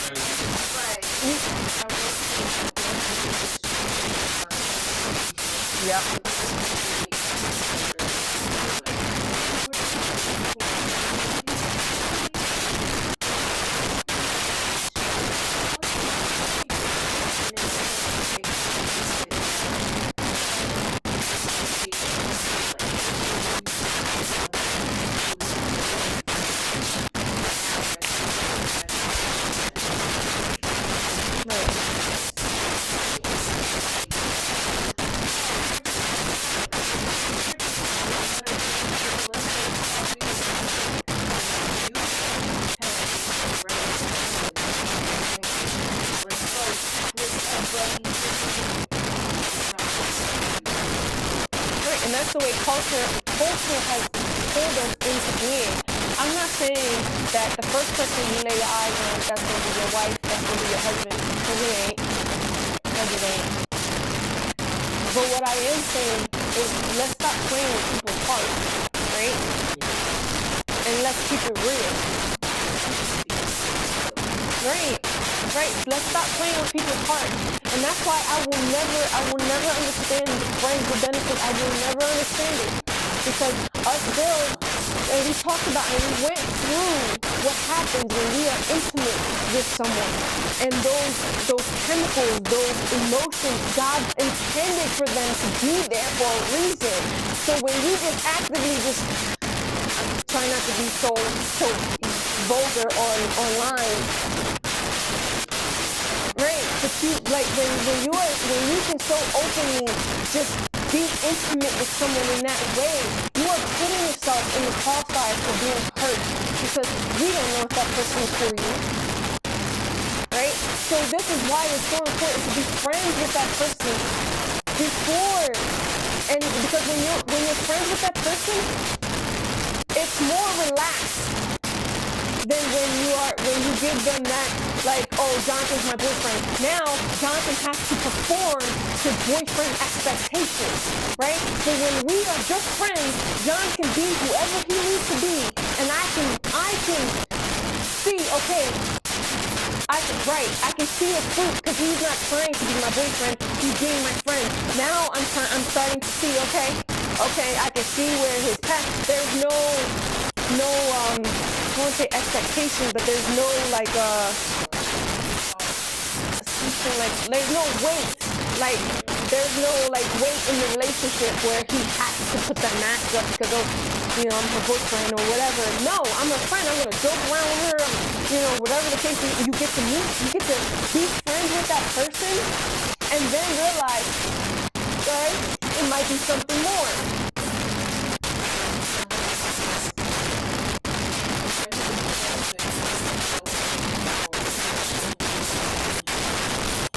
I agree.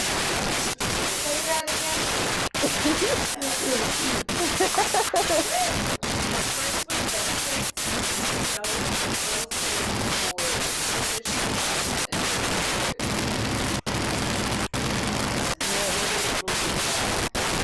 All right, so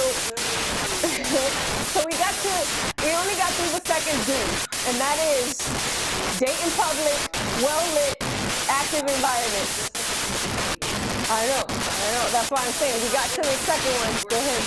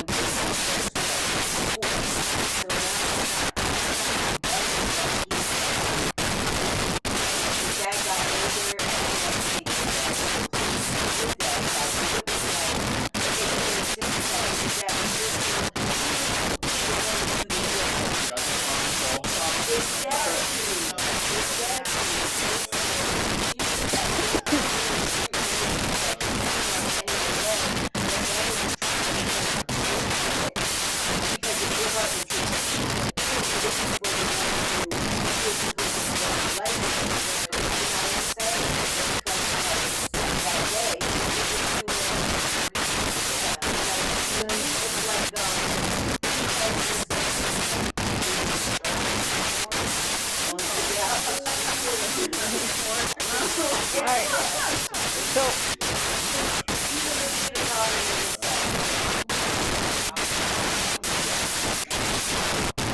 so for our number 3, and then I think that's the last one we can get into. Oh, okay. You got my all right. So, do integrate them into your community. That means, Eli, I need you to lock in. Do integrate them into your community. Introduce a prospective partner to your trusted friends, family, and church mentors early on to get wise, objective feedback. Yes.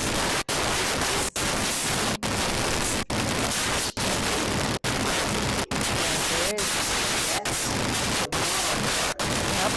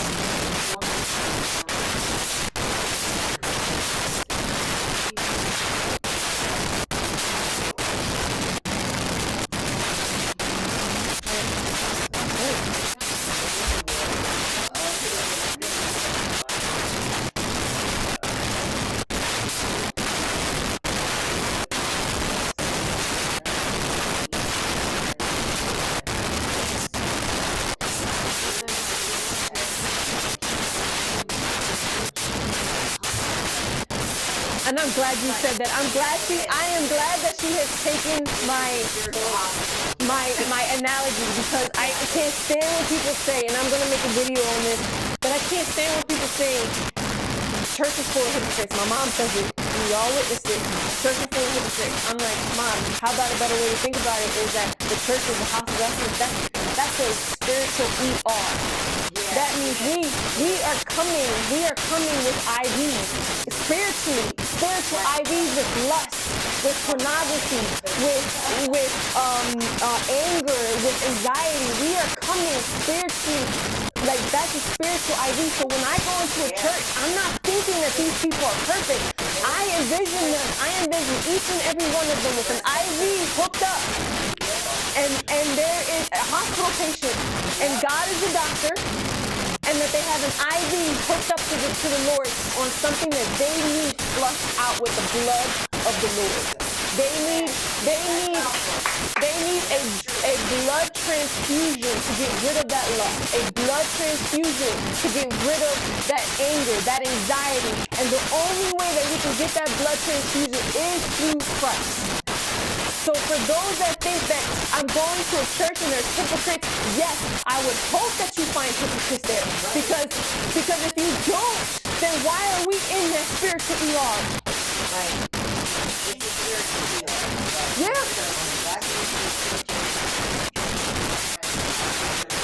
God took the perfect people. He took Enoch. He took Enoch that was perfect. So if you're perfect, I say it with my accent. So if you are perfect, may the Lord come and take you now. But I am in church not because I'm perfect. I am in church because I know that if it wasn't for God, I would have been locked up. I would have had probably 4 baby dads. I know that I would not be in a good place. That's why I'm in church. Because God keeps me grounded. Because God keeps my anger in check. Because God keeps my fists in line. And make sure I go through scripture instead of fighting everybody I meet. That's why I'm a Christian. Not because I'm perfect. Right. I never be perfect, and I'm glad that you have taken my analogy and made it your own. I love you. I love you. Because and ever since my mom has said it during Noah's Ark, it's been put in my heart to actually make a video on social media about it, because it's just this perspective that everybody has that Christians are hypocrites. No. We are human just like you. We make mistakes just like you. The only difference is that we know that we need the Lord. My mom? I love you, Ma. My mom's on TikTok, really? Ooh. Right. Okay, anybody have any questions about integrating them into your community? Yeah.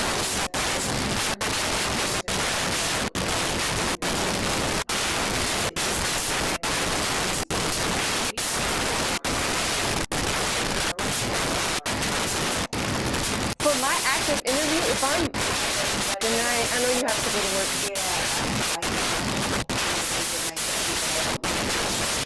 No, it's fine.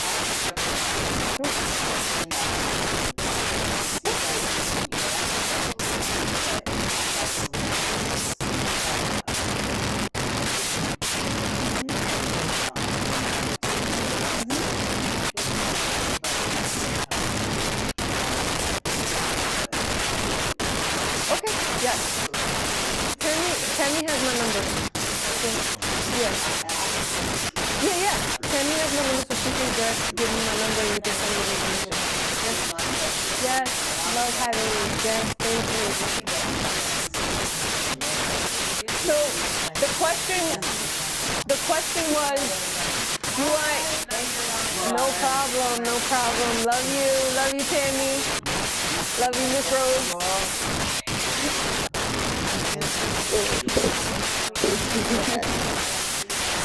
Before we wrap up, the question was, do they know? One of the questions was, does the person know about the active interview? Me personally, if that interview is between the Lord and the person, no, you ain't gonna know.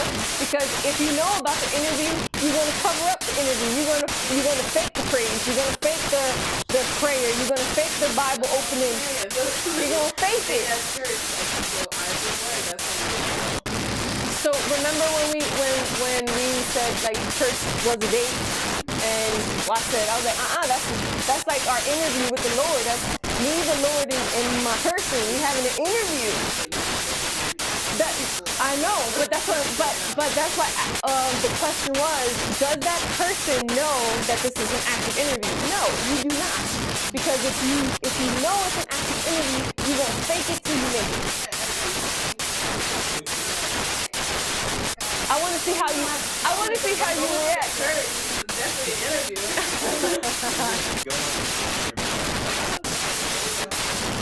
Yeah.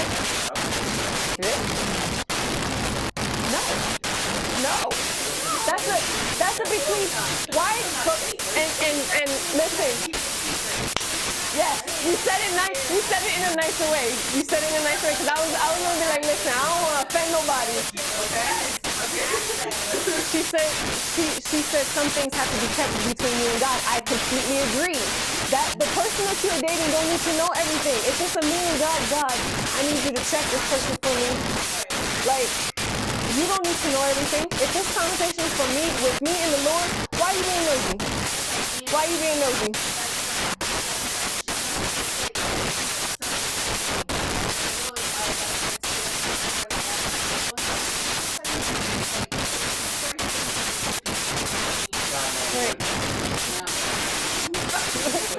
Right. There's things about John till this day, and me and John are going 20 years. No, I'm not talking about age. I'm talking about being together. There's things that I will pray to the Lord about. John still doesn't know. When we first started this, there was people already telling me where this ministry could go, where they think it's gonna go, and I said to the Lord, God, if this is where you want it to go, you are going to put it in my husband's heart before. I'm not saying nothing to him. I'm not saying, right. I told God, I was like, I'm not going to be the one to say anything to John. You are the one, because I knew John was not opposed to it. I told God, Lord, you do it. If this is what you want, you are going to put it in my husband's heart, and you are going to make that flourish in him. He came in one day and he confessed to himself, and I was like, Lord, but I never told him. Yeah, I never told John that conversation. Not every conversation that you have with the Lord has to be discussed with your partner. Abigail had to make decisions without her partner knowing. So Abigail did it. What makes us any less when we have to come to God and God, look, this and this is happening? Or there's certain situations where I know that I might be emotional in some areas. I'll tell God first. I'm like, God, John said this, I felt this way. Was I being too much? Was I just being emotional? I'll have that conversation with God before I ever come to John and say it. Because what if it was just me being emotional? And if God tells me, or if God shows to me, Veronica, you're doing too much, that was never a burden that I had to put on my husband. We have to be wise in what we say. Yes, this is your person, but that doesn't mean your person has to be in every conversation with you.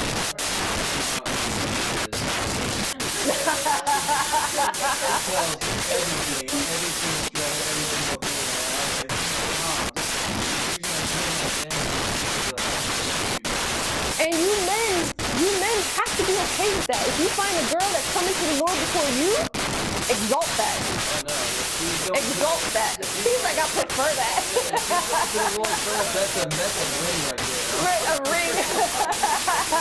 Don't talk to me first. Oh no. Right. Right. Right.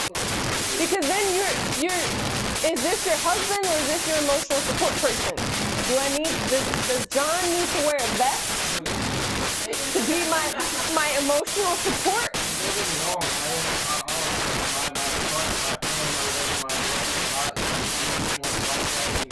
Right.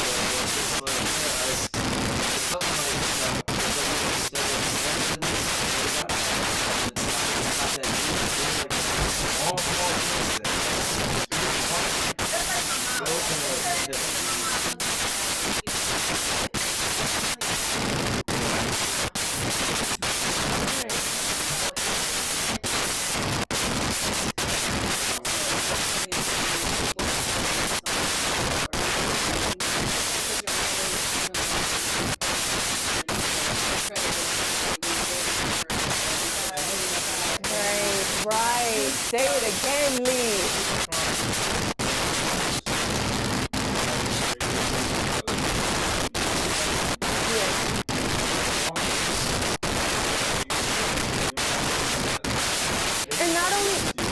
And not only that, guys, we have to be like Abigail and be able to, one, find the right time to tell your person what's happening, and if it is even needed to be said.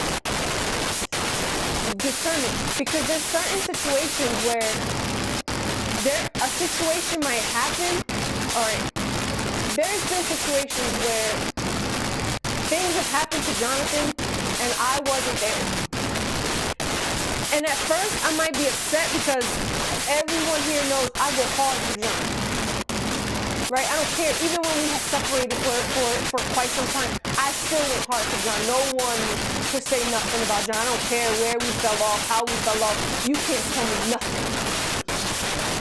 Right? So there were situations that would happen with him, and I would find out about it later, and I would be so upset because I'm like, why didn't you tell me? Why didn't you tell me? Blah, blah, blah. And then God has to check me and be like, you weren't there because I knew you was going to throw hands. And I didn't need you to throw hands. So, and then John will be like, I wasn't going to tell you this to begin with. And I'm like, why was you going to tell me? And he goes, because it's none of your business. Let him know. And I got to let that sink in. For John to say, because it's none of your business. If God wanted you there, God would have placed you there. You know how hard it is for an alpha female to be told it ain't none of your business from my person?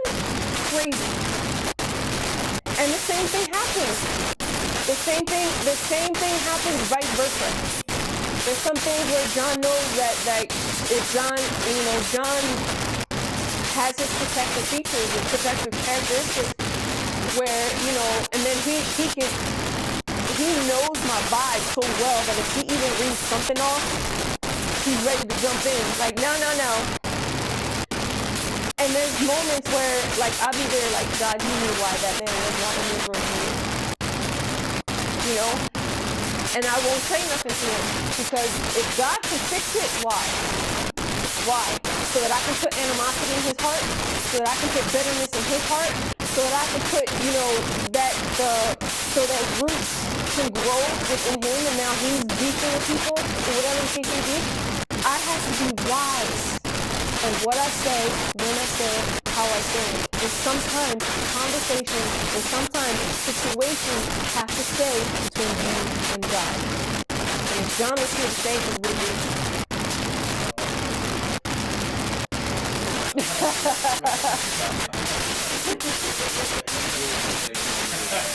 right.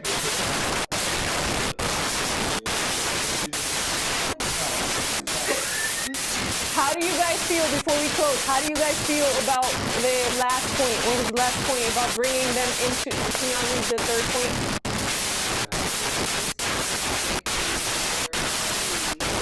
How do you guys feel about that? Why? She was honest. She was honest. She was honest. All right, she was honest. Right.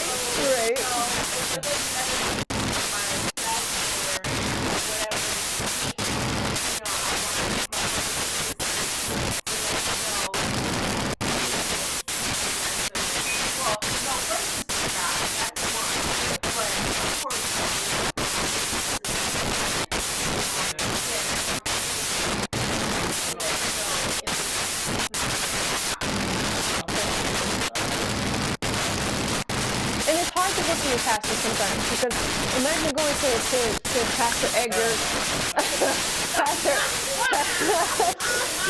Pastor Edgar and Pastora Cerise or where they have 800 people to go to. They can't, they're not going to be able to pay attention to your person. It can be hard, but when you are in a smaller church, that is very much peaceful.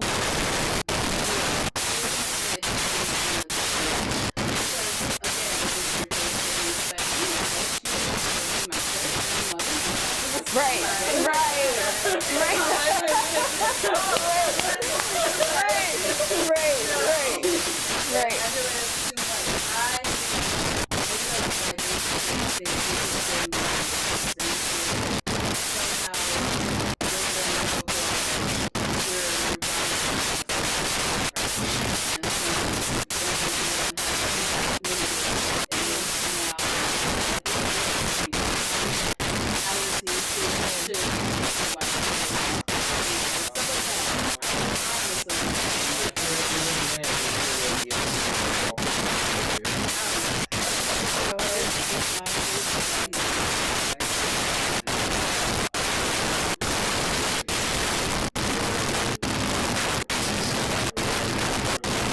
Not me.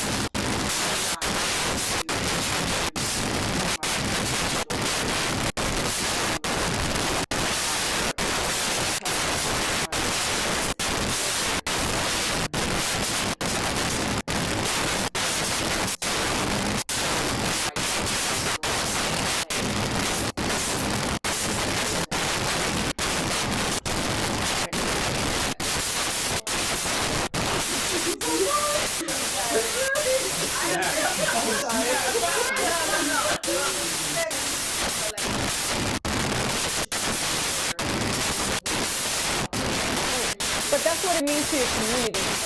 It's not. We're not talking about like your neighbor and the person down the street. Your community is the people like you consider close.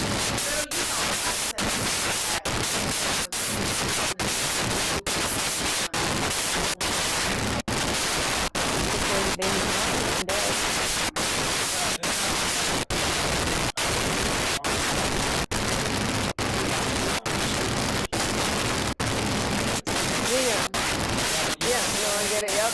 Yep. And John, I wasn't all the way Christian when John met me. I was just starting. But when he met, my close community was my brothers. And my brothers were already taller than him when I said to myself, if he can get through my brothers, if he can get through the trenches, through the strength, he did. He knew my brothers before he knew me. How we didn't bump heads when we were little, I don't know. God put it together. Yeah, exactly. I'm over here nervous because my brothers like to fight, and they don't. I'm the oldest sister, and you couldn't tell them nothing about me. And they met John, and they was like, "Jenna, you met John?" And I was like, "That's his name." He was like, I went to soccer with him, or whatever the case may be. And I'm sitting there like, guys, I called Miracle. I was like, Danny already knew him. I'm over here stressing. So, but it was, and they've been okay with him. Trust me, they gave him the threats. They did. They told him if he tried anything or hurt me in any way, that they would beat him up. And still to this day, 20 years, to this day, tell him the same.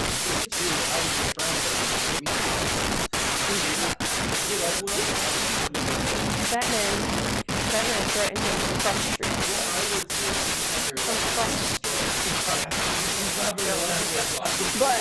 But yes, introducing them to your community is or your people, very important. I'm not surprised, but surprised when America says that she would introduce them to me first, because I'll be the first one. So.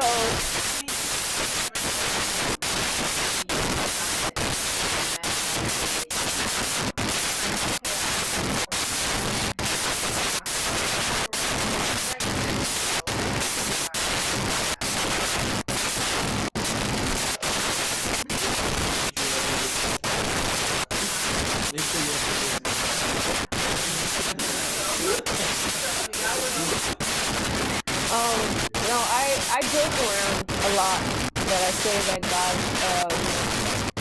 tells me this. And even with Eli, like if Eli wants me, I'm like, I want to go ask God. If God tells me differently, it's going to be different. And at first he didn't believe me, and then God would tell me, and I'm like, and then I'll expose something, and he's like, how'd you know? I prayed on it. I asked God, and this is what he told me.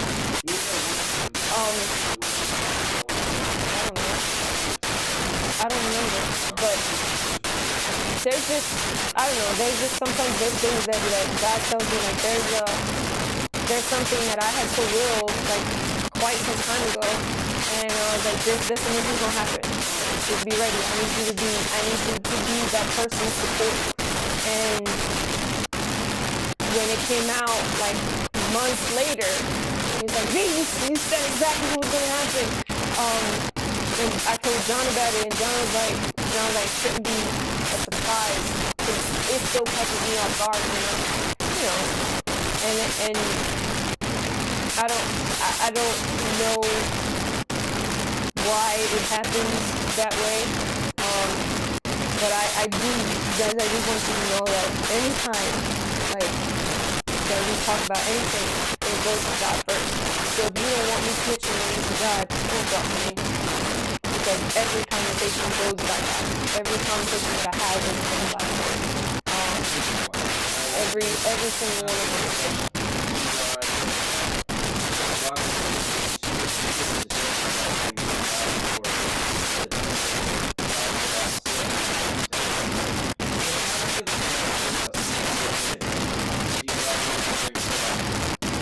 Father, Son, Holy Spirit.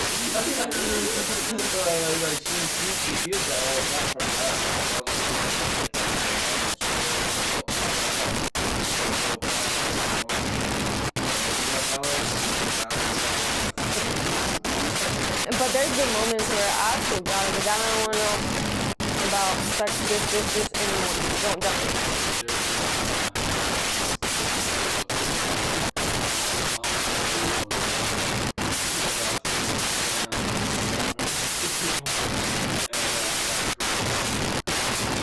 That's when I audibly heard that from the turnaround. see.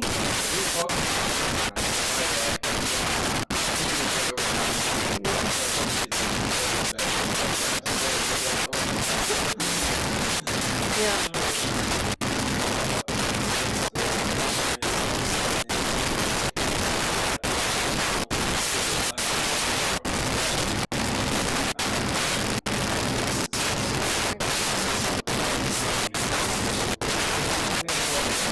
That's discernment and right.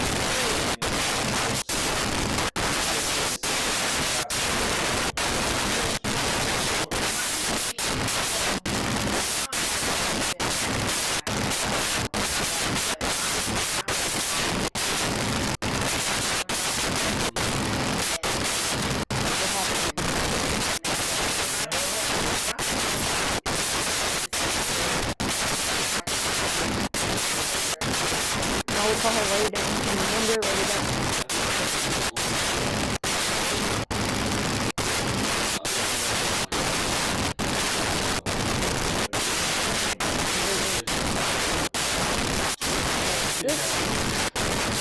Just know that God puts your community, your people, in place for a reason.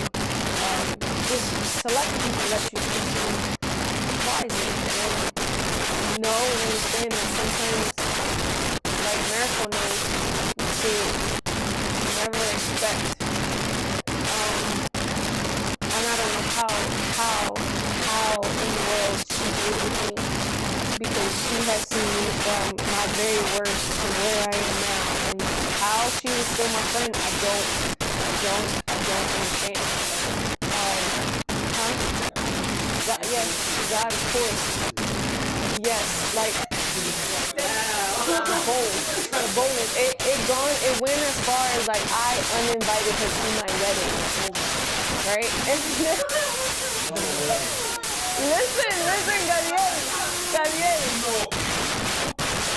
Gabriel, I uninvited her to my wedding, and then when my limo pulled up to the wedding venue,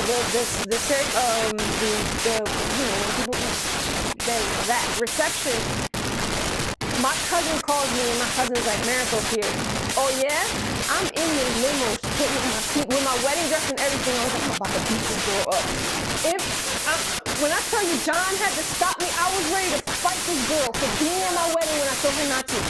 Now I look back at it, and I'm like, that's my Rosie. She really came to my wedding. I'm like, that's really my Rosie. She came in the time of danger, because I was coming for her. I was coming, like, my cousin Ray had to, like, stop me at the door. He was like, you ain't fighting when you wedding. I was like, she knew better. She know what I'm about. And now that I think about it, I'm like, I love her so much.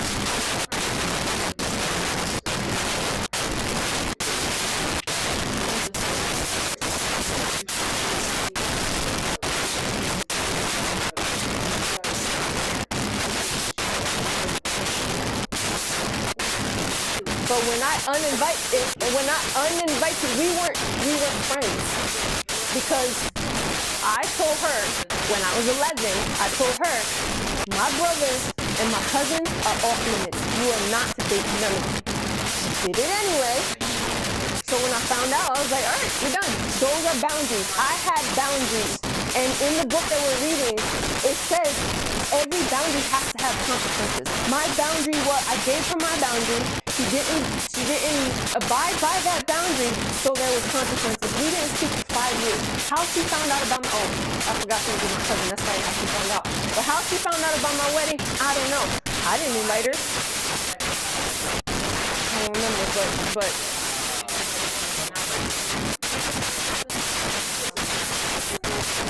I don't think you went to a service, because I didn't see her at the service. I saw her at the reception, and I was ready to beat her up.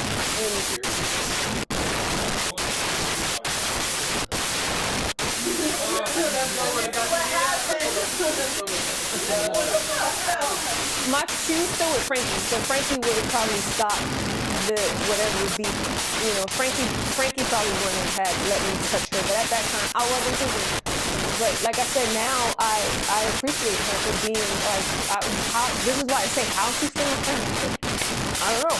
So she knows and understands that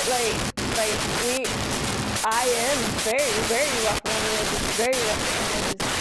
Do I mean it with bad intent? No, I don't. But am I gonna be honest with you? I'd rather you be honest with her than not. And then later on she's like, "Then why didn't you tell me?" Well, because I didn't want to hurt your feelings. In Marisol, she's grown. She was very, very mean. And I didn't care. That was my problem. Ask Marisol. I didn't care whether she was there for. I didn't take her feelings into account. And I'm saying that with all honesty. Back then, I was blunt and you had to take it or not. And Marisol will tell you.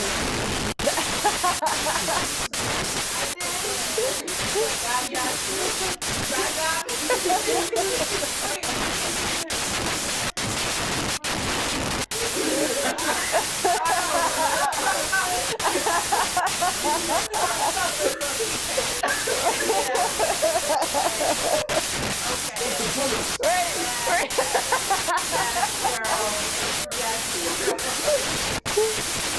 She did, and that's.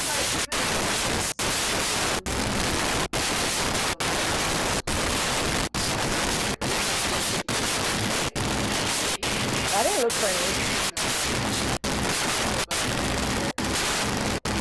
I literally, when Bree came up to me the first day of school, after we got done, I called Will and was like, this girl just came up to me to sit next to me. Like, who does that? Like, literally, I was like, who does that? Right.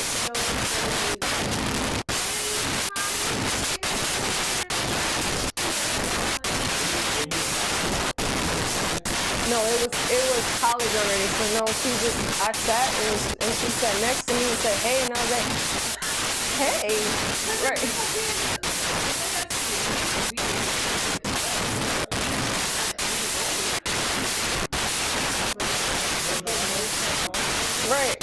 Right. I said the same thing.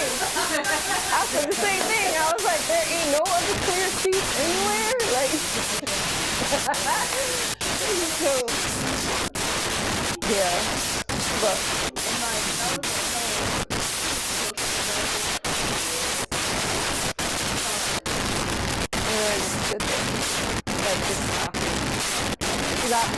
when I tell you guys, I don't know how to act around certain women, especially emotional women.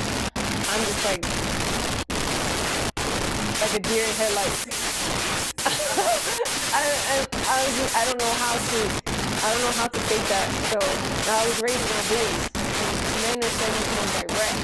They don't sugarcoat a lot of things. So it's like when that comes from the female side, I'm like, where's the game? It's like.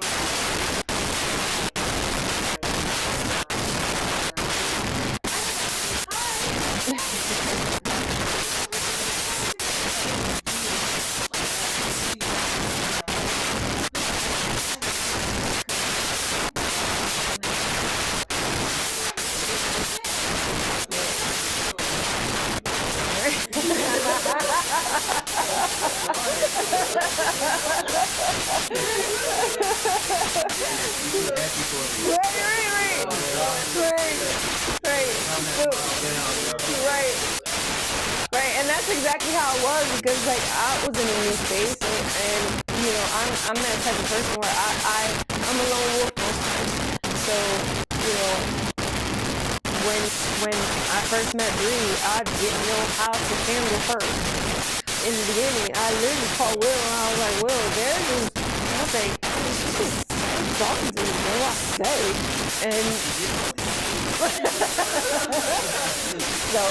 so being able to show your person to your community may not be the easiest because, like I said, whenever whoever starts to date Marisol, you heard her. You gotta put up with me, and I'm not the easiest to deal with.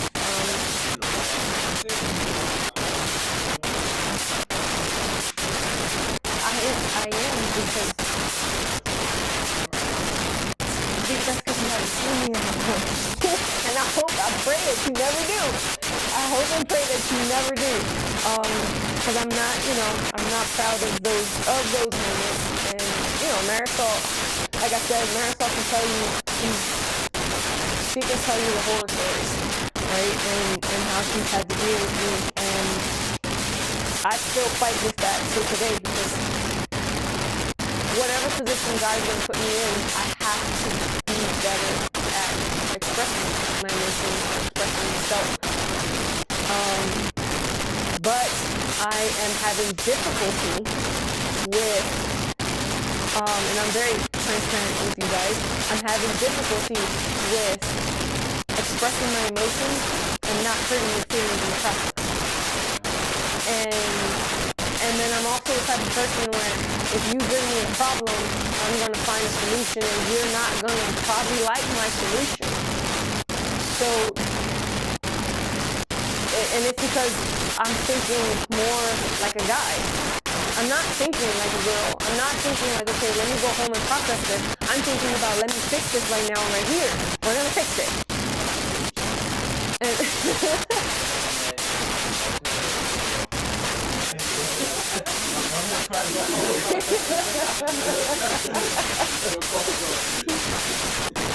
No, you don't call me bro. I'm not your bro. I'm your mom. Right. What are you going to say, Bree?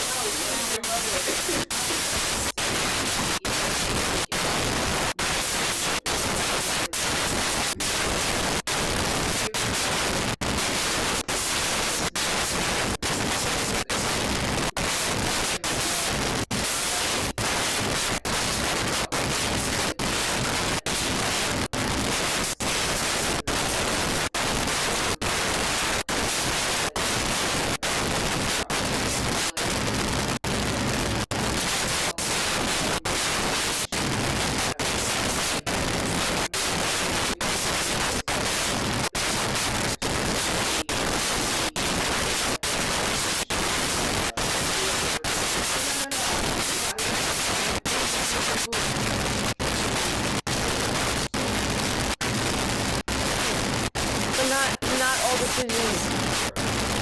Some decisions are made in a very emotional situation, and right. And my problem is if I say it, I'm executed. There is no coming back from what I say. No, thanks. Thanks, Daniel.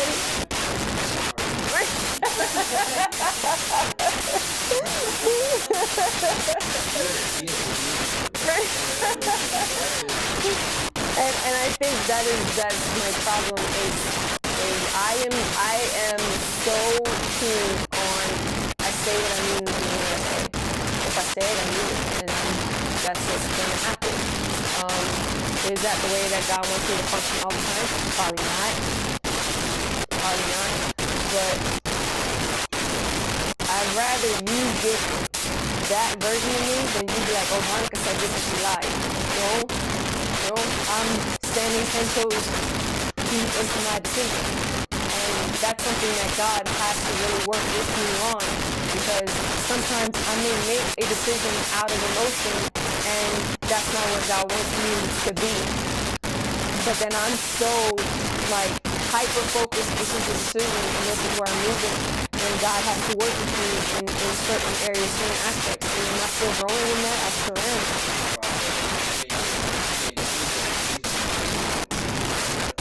He did.